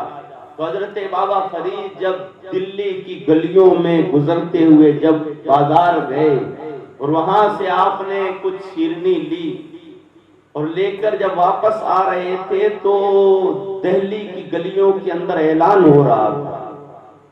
اعلان کیا ہو رہا تھا کہ آج حضرت نجم الدین کبرا انہوں نے اعلان کیا ہے، وہ بھی بزرگ تھے، انہوں نے اعلان کیا ہے کہ آج جو بھی نجم الدین کبرا کو دیکھے گا ان کی زیارت کرے گا وہ جنتی ہو جائے گا، یہ اعلان ہو رہا تھا۔ اور حضرت نجم الدین کبرا آپ ایک پالکی میں بیٹھ کر سواری کر رہے تھے، لوگوں کو اپنی زیارت کرا رہے تھے تاکہ لوگ مجھے دیکھ لیں، سرکار کے غلام مجھے دیکھ لیں تاکہ وہ لوگ جنتی ہو جائیں۔ دہلی کی گلیوں میں ان کی وہ سواری جا رہی تھی، ادھر سے حضرت بابا فرید کا آنا ہوا۔ آپ کے کانوں میں جب آواز آئی گا آج جو نجم الدین کو دیکھ لے گا وہ جنتی ہو جائے گا۔ حضرت بابا فرید آپ نے دیکھا کہ ادھر سے نجم الدین کی سواری آ رہی ہے، اس وقت حضرت بابا فرید نے اپنے چہرے پر چادر ڈال لی، آپ نے اپنا چہرہ ڈھک لیا اور نیچے نگاہیں کر کے وہاں سے گزر گئے۔ اسی حالت میں اپنے پیر و مرشد کے پاس میں پہنچے، انہوں نے کہا فرید یہ کیا حال بنا لیا ہے، یہ چادر یوں کیوں آنکھوں پر چہرے پر ڈال لی ہے؟ حضرت بابا فرید نے کہا حضور آج بھلا نجم الدین کبرا نے، اس ولی اللہ نے آج اعلان کروایا کہ جو مجھے دیکھ لے گا وہ جنتی ہو جائے گا۔ حضور اس کی سواری آ رہی تھی مگر مجھے نجم الدین کبرا کو نہیں دیکھنا ہے، اس لیے کہ میں نے آپ کو دیکھ لیا ہے، آپ کے دیکھ لینے کے بعد میں کسی اور کو دیکھ کر جنت میں کیوں جاؤں؟ حضرت قطب الدین بختیار کاکی آپ کو اس بات پر بڑا پیار آیا اور کہا کہ فرید تو نے نجم الدین کو نہیں دیکھا، تو مجھ سے اتنی محبت کرتا ہے، آج تیرا پیر قطب الدین بختیار کاکی تجھے یہ دعا دیتا ہے، اے فرید تو جنتی ہونا نہیں چاہتا اس لیے کہ تو اسے دیکھنا نہیں چاہتا، تو مجھے دیکھ کر خوش ہے، تو اے فرید میں تجھے دعا دیتا ہوں جو تیرے مزار پر آئے گا وہ جنتی دروازے سے جو گزر جائے گا اللہ تعالیٰ اسے جنتی کر دے گا، اسے جنتی کر دے گا۔ اسی لیے وہاں پاکستان کے اندر آپ کا جہاں پر مزار مبارک ہے وہاں پر جنتی گیٹ ہے، اور جو وہاں سے قیامت تک گزرتے جائیں گے وہ جنتی ہوتے جائیں گے۔ آپ کو یہ مقام آپ کے پیر و مرشد کی دعا سے ملا، یہ مقام یہ عشق اپنے پیر و مرشد سے کہا میں اور کسے کیوں دیکھوں، میں نے تو میرا پیر دیکھ لیا وہی کافی ہے۔ یہ فنا فی الشیخ کا مقام ہے، جو اپنے پیر سے اتنی محبت کرتا ہے پھر وہ کسی اور کو دیکھنا نہیں چاہتا۔ جیسے صحابہ کا حال تھا، صحابہ کے سامنے اگر کوئی اور حسن ہوتا تو وہ لوگ اس سے منہ پھیر لیا کرتے تھے، وہ لوگ اس طرف نہیں جایا کرتے تھے، اس لیے کہ وہ کہتے تھے کہ ہم نے سرکار کو دیکھ لیا، حضور صلی اللہ علیہ وسلم کو دیکھ لیا ہے، اب کسے دیکھنے کی ضرورت ہے۔ یہ مقام حضور حضرت بابا فرید کا ہے۔ بہت سی ایسی باتیں اللہ تعالیٰ نے آپ کی زبان میں وہ تاثیر عطا فرمائی کہ آپ جو اپنی زبان سے کہہ دیتے اللہ تبارک و تعالیٰ وہی فرما دیتا۔ آپ کو ایک مرید نے آپ کو زمین تحفے میں دی، ایک زمین تحفے میں دی۔ اب اللہ والوں کو زمینوں سے تو کوئی مطلب نہیں، وہ نہ زمین کو پسند کرتے ہیں، تو آپ نے کوئی پرواہ نہیں کی، آپ کے مرید نے وہ تحفہ دے دیا، مگر چند سال بعد وہاں پر کچھ لوگ آئے اور انہوں نے وہاں پر زمین کے اوپر مکان بنانا شروع کر دیا۔ یہ خبر حضرت بابا فرید کے پاس آئی، کہا کہ آپ کے مرید نے جو زمین دی تھی اس پر کوئی لوگ قبضہ کر رہے ہیں۔ تب آپ نے اپنے مریدوں کو بھیجا، جاؤ ان لوگوں سے کہو کہ یہ زمین فرید کی ہے، وہ لوگ وہاں سے چلے جائیں۔ مگر آپ کے مریدین جب وہاں گئے تو وہ لوگ اکڑنے لگے، انہوں نے کہا یہ تو ہماری ہے، یہ بابا فرید کیوں کہہ رہا ہے کہ میری ہے، اس کے پاس میں کیا ثبوت ہے؟ اس زمانے میں تو یہ کچھ ہوتا نہیں تھا، کوئی کاغذ تھے نہیں، بس انہوں نے کہہ دیا کہ بھئی فرید کے پاس میں اگر کوئی ثبوت ہو تو وہ لاؤ۔ جب یہ بات حضرت کے پاس میں آئی تو آپ خود وہاں پر پہنچے اور آپ نے ان لوگوں کو پیار سے سمجھایا، کہا کہ یہ فلاں نے دی ہے، وہ بھی آیا، اس نے کہا کہ میں نے دی ہے، مگر ان لوگوں نے کہا یہ تو ہماری ہے، پرانے وقت سے چلی آ رہی ہے، ہماری زمین ہے۔ یہ بات بڑھتے بڑھتے اس کے بعد کہا کہ قاضی فیصلہ کرے گا، قاضی صاحب فیصلہ کریں گے کہ یہ زمین کس کی ہے، ثبوت دکھایا جائے گا۔ اب قاضی صاحب جب وہاں پر آئے، قاضی صاحب نے کہا کہ اس لیے کہ بابا فرید کو زمانہ جانتا تھا کہ یہ اللہ کے ولی ہیں، بزرگ ہیں، پیر ہیں، قاضی صاحب نے ہاتھ جوڑ کر کہا حضور یہ لوگ اپنی طرف سے آپ کو پوچھ رہے ہیں کہ تمہارا ثبوت کیا ہے، اس لیے کہ تمہارا دعویٰ ہے ہماری ہے، آپ کے پاس میں کیا ثبوت ہے؟ حضرت بابا فرید نے کہا قاضی صاحب ثبوت تو میرے پاس میں کچھ نہیں ہے، اور میرے پاس میں کیا ثبوت ہے؟ میرا یہ دینے والا یہ ہے، کہا اس کے دینے سے کچھ نہیں ہوتا ہے، اس کے کہنے سے کچھ نہیں ہوتا ہے، آپ ثبوت دو۔ بابا فرید نے کہا کہ ثبوت میرے پاس میں کچھ نہیں ہے، اگر قاضی صاحب تمہیں پتا کرنا ہو تو اس زمین سے ہی پوچھ لو، اے زمین تو کس کی ہے؟ اے زمین تو کس کی ہے؟ تو قاضی صاحب نے کہا حضرت زمین بھی کوئی بولی ہے؟ آپ نے کہا کہ اور کوئی بولے نہ بولے، فرید بولے تو سب کچھ بولے، اور کوئی بولے تو نہ بولے، اگر فرید کہہ دے تو پھر ہر ایک کو بولنا پڑ جائے۔ تو بابا فرید نے، قاضی صاحب نے کہا حضور تب آپ اشارہ کرو، آپ کہو۔ آپ نے کہا کہ میرے کہنے سے نہیں، تو ہی کہہ دے کہ فرید کہہ رہا ہے کہ زمین بول تو کس کی ہے۔ اب قاضی صاحب گھبراتے ہوئے بول رہے ہیں اے زمین تو کس کی ہے۔ بابا فرید پوچھ رہے ہیں کہ زمین کے ذرے ذرے سے آواز آئی اے قاضی میں بھی فرید کی ہوں، جنت کی زمین بھی بابا فرید کی ہے، زمین بھی فرید کی ہے، دنیا کی زمین بھی فرید کی ہے۔ ان اللہ والوں کی یہ شان ہے، اللہ تعالیٰ نے انہیں یہ زمین عطا فرمائی ہے، پوری زمین، جتنی زمین اللہ تعالیٰ نے انہیں وارث بنایا ہے، انہیں حدیں دے رکھی ہے۔ ہندوستان غریب نواز کو دے رکھا ہے، غریب نواز نے پھر دہلی قطب الدین بختیار کاکی کو دے رکھا ہے، ناگور صوفی حمید الدین کو دے رکھا ہے، کلیر صابر پاک کو دے رکھا ہے، اور حضور غریب نواز نے اپنے ان غلاموں کو پورے ہندوستان ہی میں نہیں بلکہ دوسرے ممالک تک پہنچا رکھا ہے۔ جہاں جہاں حضور حضرت خواجہ غریب نواز کے خلیفہ پہنچے ہوئے ہیں، آپ کے غلام پہنچے ہوئے ہیں، وہاں وہاں تک حضور سلطان الہند عطائے رسول حضرت خواجہ غریب نواز کی زمین۔ جب آپ سرکار کے روضے پر جب پہنچے، حضور غریب نواز آپ کے پیر و مرشد جب لے کر پہنچے حضرت عثمان ہارونی، اور سرکار کی بارگاہ میں جا کر کہا حضور آپ حسن کی کہیں ڈیوٹی لگا دیں۔ یا رسول اللہ حسن کو میں نے تیار کر دیا ہے، اب اس کی آپ ڈیوٹی لگا دیں۔ تو اس وقت سرکار صلی اللہ علیہ وسلم کی بارگاہ سے آواز آئی، کہا کہ عثمان حسن کو ہم ہندوستان دیتے ہیں، حسن کو ہندوستان دیتے ہیں۔ یہاں پر ایک سوچنے کی بات ہے، وہ کیا ہے؟ وہ یہ ہے کہ حضور غریب نواز کو سرکار نے ہندوستان میں بھیجا، ہندوستان میں بھیجا۔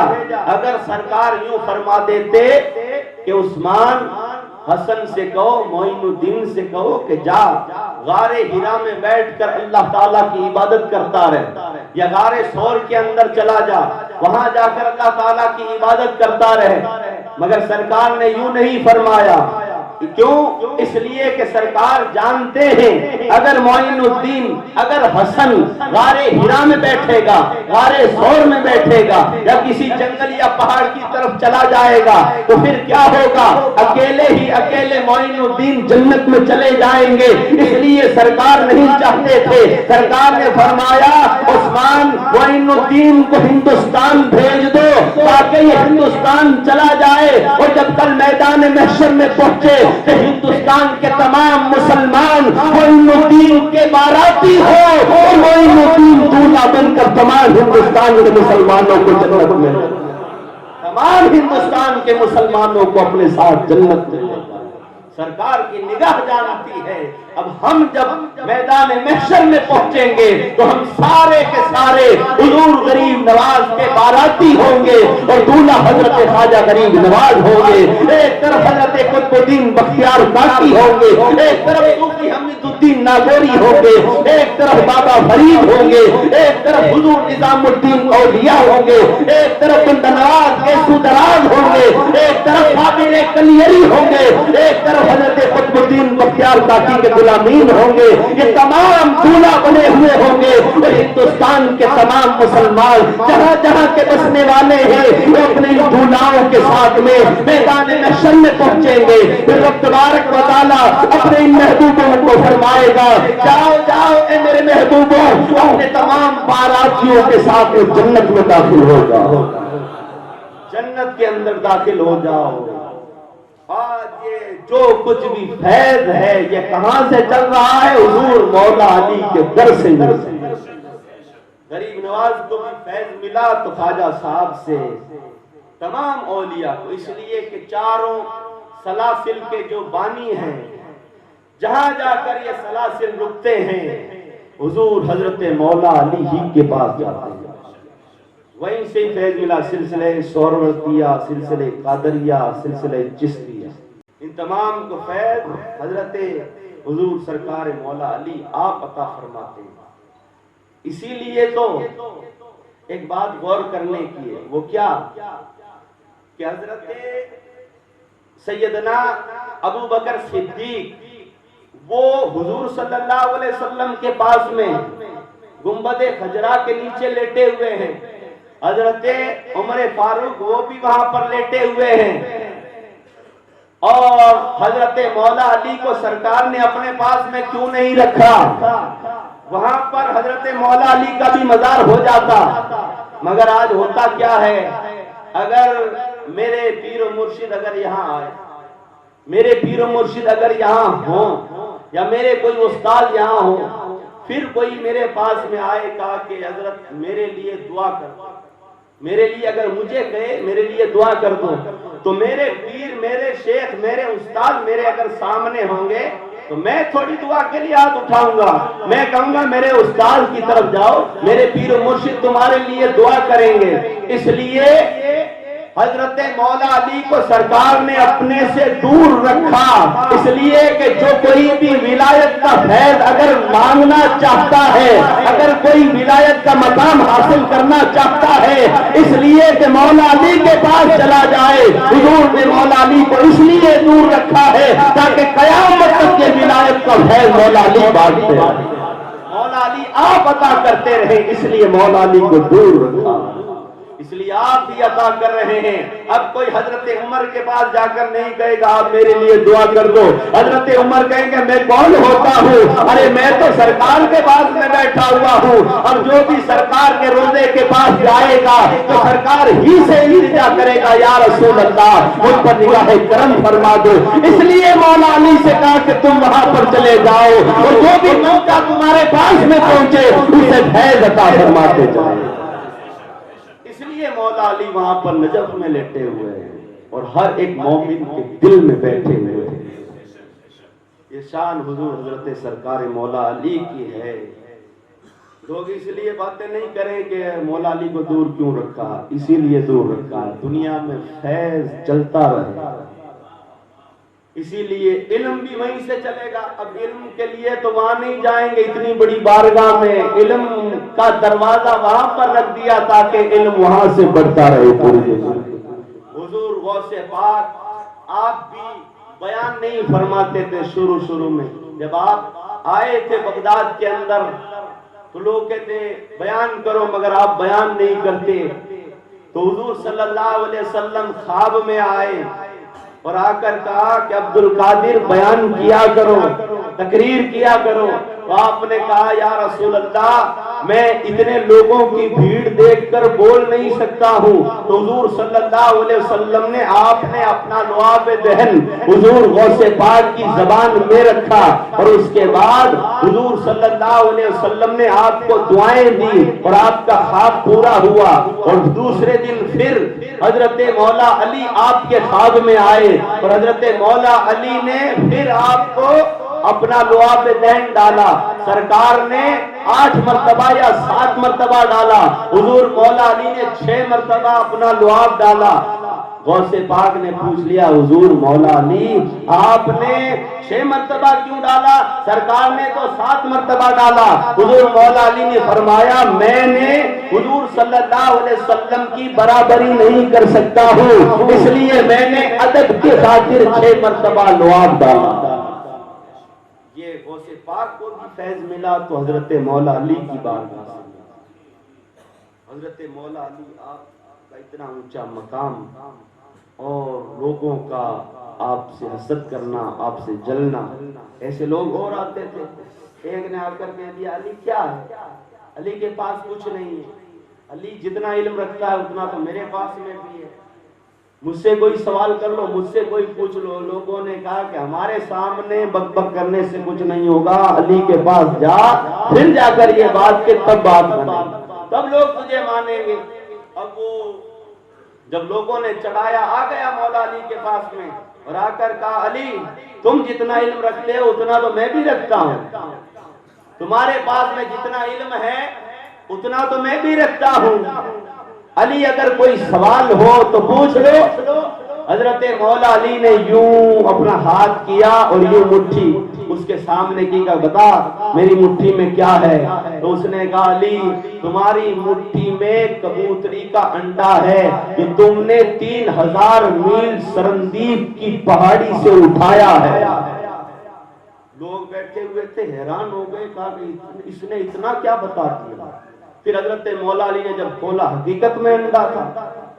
اس نے کہا میں نے صحیح کہا کہ نہیں کہا؟ حضرت مولا علی نے کہا کہ ہاں صحیح کہا۔ لوگ بھی حیران رہ گئے کہ یہ تو حقیقت میں اس نے سب کچھ بتا دیا، اور حقیقت تھا اس نے صحیح بتا دیا۔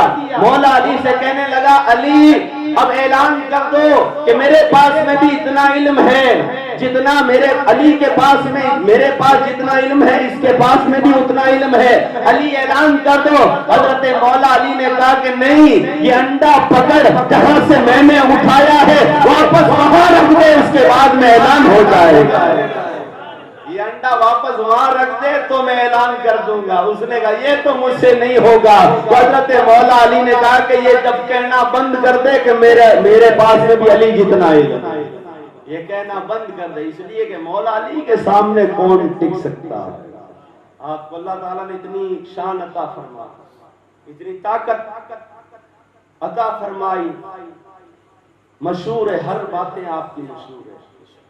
ایک مرتبہ ایک پہلوان آ گیا مدینہ کے اندر، وہ بھی خود کو رستم عرب خود کو سمجھتا، اور اس نے آ کر بڑے بڑے لوگوں کو للکارا، مگر لوگوں نے کہا کہ تو خود کو بہت زیادہ پہلوان سمجھتا ہے، ہمارے اندر تو اتنی طاقت نہیں تجھ سے لڑنے کی، تجھ سے کشتی کرنے کی، مگر ہاں تجھے ایک ہی آدمی ہے جو دھوڑ چٹا سکتا ہے، مٹی چٹا سکتا ہے، تجھے زمین میں لٹا سکتا ہے۔ تو کہا وہ کون ہے؟ کہا کہ وہ مولا علی ہے، ان کے پاس چلا جا، ان سے لڑ لے، ان سے کشتی کر لے، اگر تو نے مولا علی کو ہرا دیا تو تو حقیقت میں رستم عرب ہوگا، تیرے سامنے کوئی نہیں ٹک پائے گا اور تو سب سے بڑا پہلوان ہوگا۔ اس نے کہا اچھا علی، اس نے مولا علی کو کبھی دیکھا نہیں تھا، آ گیا مدینہ میں علی علی کرتے کرتے، مگر جہاں سے گزر رہا تھا سامنے حضرت مولا علی آ رہے ہیں، اسے پتا نہیں تھا کہ یہ مولا علی ہے۔ اب گھوڑے پر سوار تھا، بہت اونچا اور بہت موٹا اس کا شریر تھا۔ اس نے حضرت مولا علی کو کہا کہ ٹھہرو جوان، مجھے بتاؤ کہ اس وقت علی کہاں ملے گا؟ حضرت مولا علی نے کہا تجھے علی سے کیا کام ہے؟ اس نے کہا کہ میں رستم عرب ہوں اور لوگوں نے مجھے للکارا ہے کہ علی سے کشتی کر، اگر علی کو تو پچھاڑ دے گا تو تجھے پہلوان مان لیا جائے گا، اس لیے میں علی سے لڑنے کے لیے آیا ہوں۔ حضرت مولا علی نے کہا کہ چلا جا یہاں سے، کہا چلا جا یہاں سے، مارا جائے گا علی کے ہاتھوں سے۔ اس نے کہا کہ تو میرے سامنے اتنا بول رہا ہے، مجھے علی کا پتہ دے دے، تو میرے سامنے بچہ ہے۔ تو حضرت مولا علی نے کہا کہ تو یہاں سے چلا جا، علی سے لڑے گا تو مارا جائے گا۔ اس نے حضرت مولا علی کو پکڑ لیا آپ کا بازو اور کہا کہ پہلے میں تجھے دیکھتا ہوں، بعد میں علی کو دیکھوں گا۔ حضرت مولا علی نے کہا کہ تو علی سے لڑ سکے یہ تیری عقل کا فیر ہے، تو علی سے لڑ سکے یہ تیری عقل کا فیر ہے، تو کفر کی لومڑی وہ تو خدا کا شیر ہے، تو کفر کی لومڑی وہ تو خدا کا شیر ہے۔ یوں کہتے ہوئے آپ نے اس کا ہاتھ پکڑ کر زمین پر گرا، سینے پر بیٹھ گئے۔ اس نے کہا کہ تو کون ہے اور تو نے مجھے زمین پر کیسے گرا دیا؟ تو اس نے کہا کہ یہ شکست وار مجھ کو آج پہلی بار ہے، یہ شکست وار مجھ کو آج پہلی بار ہے، دل یہ کہتا ہے کہ تو ہی حیدر کرار ہے، دل یہ کہتا ہے کہ تو ہی حیدر کرار ہے۔ حضرت مولا علی کو اللہ تعالیٰ نے اتنی طاقت عطا فرمائی، جبھی تو وہ خیبر اور اس کا دروازہ آپ نے ایسا ہلایا، ایسا پکڑ کے ہلایا، اور پورے اس محل کے اندر، پورے اس قلعے کے اندر زلزلہ آ گیا۔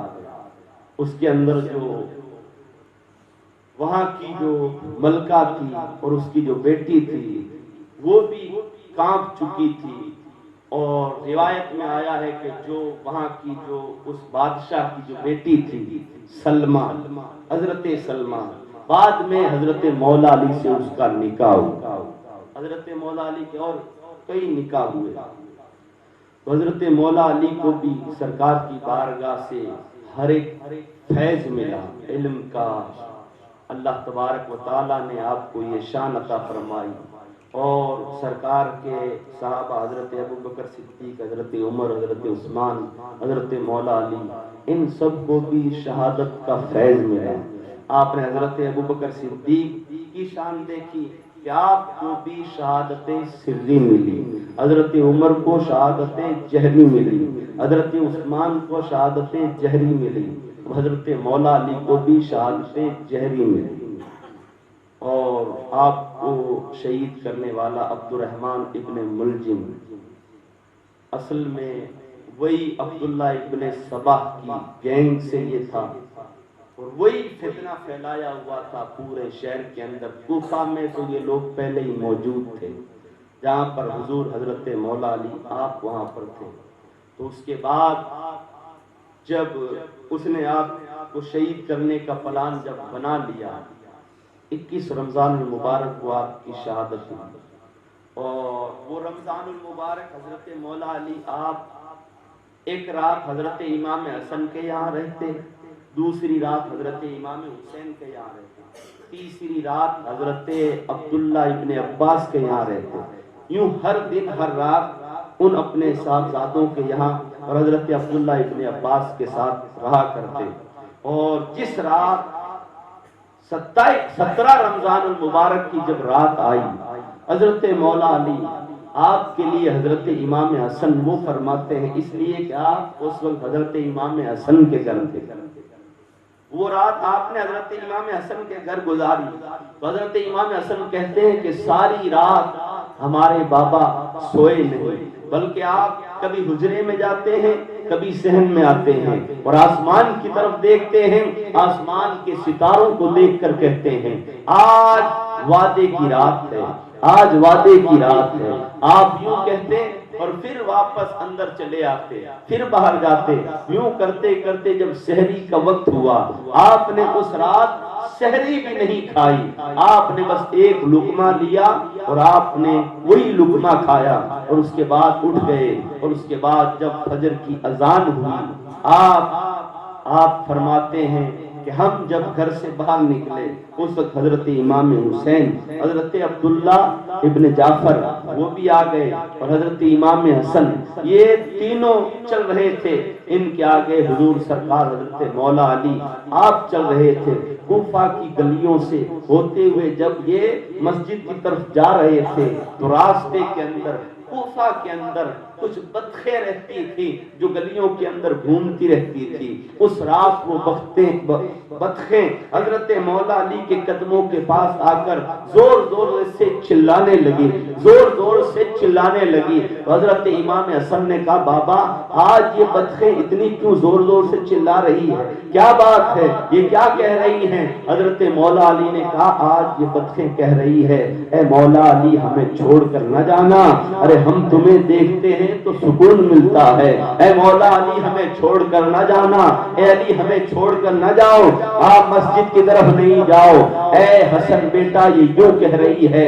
مگر حضرت امام حسن اور حسین اس بات کو سمجھ نہیں پائے، اور وہ لوگ مسجد کوفہ کے اندر، مسجد جامع مسجد کوفہ میں پہنچ گئے۔ اس وقت عبد الرحمن ابن ملجم وہ کتاب نامی عورت کے کہنے پر اس نے تلوار سے بجھی ہوئی نہیں زہر سے بجھی ہوئی تلوار وہ لے کر وہاں پر پہنچ چکا تھا، اور حضرت مولا علی نے اس کے بعد جب آپ نے 2 رکعت سنت جب آپ پڑھ رہے تھے، پہلی رکعت آپ نے پوری کی، جب دوسری رکعت کا آپ نے جب سجدہ کیا، اس وقت عبد الرحمن ابن ملجم نے آپ پر اس تلوار سے ایسا حملہ کیا کہ آپ کے سر کے اندر وہ تلوار لگی اور آپ کے رخسار تک اندر اتر گئی، آپ کے سر سے ایسا خون بہا، ایسا خون نکلا کہ پوری مسجد کے اندر لوگ چلانے لگے اور اس عبد الرحمن ابن ملجم کو پکڑنے لگے، تو اس نے اور لوگوں پر بھی تلوار سے وار کیا، وہیں پر کئی لوگ شہید ہو گئے۔ ادھر حضرت امام حسن اور حسین اپنے بابا کی حالت دیکھ کر رونے لگے، زاروں قطار جب رونے لگے، حضرت مولا علی کی آپ کی بہادری اور آپ کی شجاعت پر ہم لوگ قربان جائیں کہ اس موقع پر بھی آپ نے خود کی فکر نہیں کی، بلکہ آپ نے کہا بیٹا حسن مصلی پر آگے جاؤ، فجر کی نماز کا وقت جا رہا ہے۔ تو اس حضرت امام حسن آپ مصلی پر کھڑے ہوئے اور حضرت امام حسن اور وہ لوگ آپ کے جو مریدین ہیں وہ کہتے ہیں کہ جب ہم نے نماز فجر ادا کی اور جب ہم نے سلام پھیرا، جب سلام پھیر کر پیچھے دیکھا تو اس حضور مولا علی آپ بھی سلام پھیر رہے ہیں، ایسی حالت میں بھی حضور مولا علی نے آپ نے اپنی نماز نہیں چھوڑی اور جلدی جلدی صحابہ اکرام حضور صلی اللہ علیہ وسلم کے یہ گھر والے حضرت مولا علی کو اٹھا کر آپ کے گھر لاتے ہیں، آپ کے گھر لا کر لٹاتے ہیں، اور اس کے بعد عبد الرحمن ابن ملجم کو بھی پیش کیا جاتا ہے۔ عبد الرحمن ابن ملجم جب آپ کے گھر میں آتا ہے اس وقت حضرت مولا علی عبد الرحمن ابن ملجم سے پوچھتے ہیں بتا تو کیا چاہتا ہے؟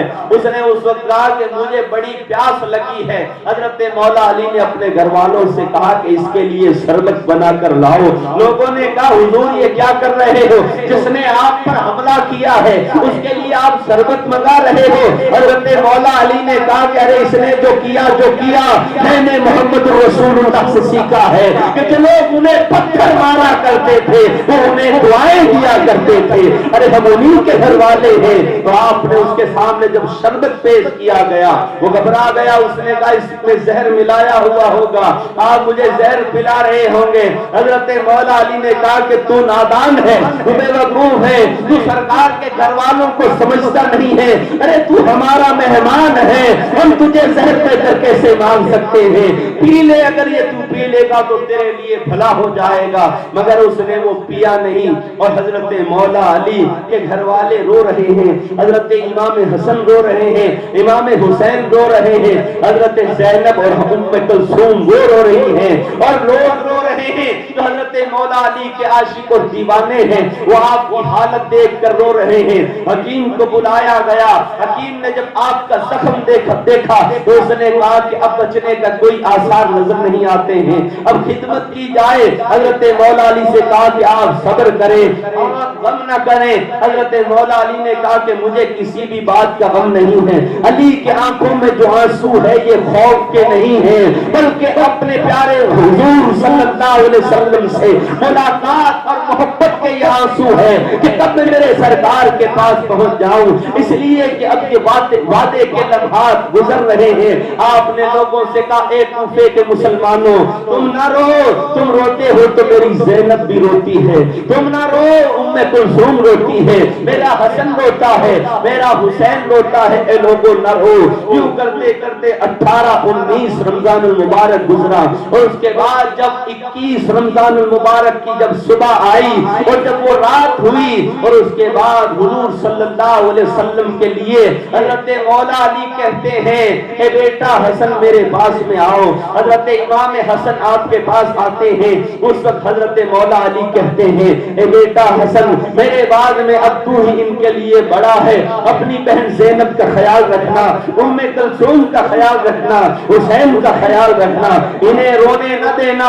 اب میں جا رہا ہوں اور لوگوں کی بھیڑ لگی ہوئی ہے، ہے، تمام لوگ رو رہے تھے۔ اس وقت حضرت مولا علی نے کہا کہ لوگوں ہٹ جاؤ، راستہ دے دو، راستہ دے دو۔ لوگوں نے کہا حضور آپ کو کیا ہو رہا ہے، آپ کیا دیکھ رہے ہو؟ حضرت مولا علی نے فرمایا وہ دیکھو وہ دیکھو، اللہ تبارک و تعالیٰ کے نبی تشریف لا رہے ہیں، علی کو لینے کے لیے یار حضور صلی اللہ علیہ وسلم آ گئے ہیں۔ اور حضرت مولا علی نے یہ آخری کلمات کہے، آپ کے آنکھوں میں حضور صلی اللہ علیہ وسلم کو دیکھ کر آنسو آ گئے۔ آپ نے کہا لوگوں یہ نہ سمجھنا کہ علی موت کی وجہ سے رو رہا ہے، بلکہ حضور صلی اللہ علیہ وسلم کی ملاقات سے رو رہا ہے۔ اور اسی حالت میں 21 رمضان المبارک حضرت مولا علی آپ اس وقت جام شہادت نوش کر لیتے ہیں۔ اس صبح کو حضرت مولا علی آپ کا وصال ہو جاتا ہے۔ آپ کے گھر والے، آپ کے عاشق، آپ کے چاہنے والے اس وقت رو رہے ہوتے ہیں، اور ادھر حضرت مولا علی آپ کی روح مقدس کو حضور صلی اللہ علیہ وسلم اور صحابہ کرام لے کر اعلیٰ علین کی طرف روانہ ہو جاتے ہیں۔ اللہ تبارک و تعالیٰ سے ہم دعا کریں کہ تبارک و تعالیٰ ہماری ان مجالس کو حضرت مولا علی کے واسطے میں قبول فرمائے، ہم سب کو بھی حضور مولا علی اپنی بارگاہ میں قبول فرمائے۔ حضرت مولا علی ہم پر نگاہ کرم فرمائے۔ وما علینا الا البلاغ، استغفر اللہ ربی۔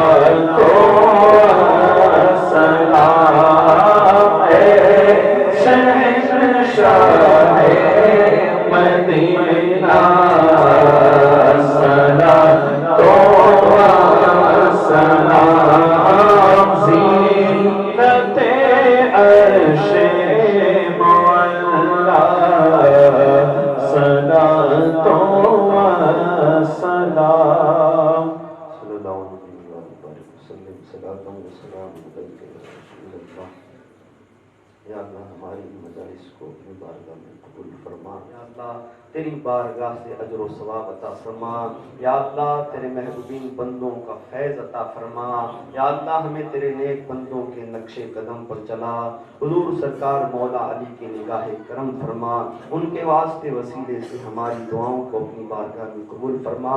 ان اللہ و ملائکتہ یصلون علی النبی یا ایھا الذین آمنوا صلوا علیہ وسلموا تسلیما۔ اللهم صل على سيدنا مولانا محمد عدد ما في علم الله صلاة دائمة بدوام ملك الله سبحان ربك رب العزة عما يصفون وسلام على المرسلين والحمد لله رب العالمين۔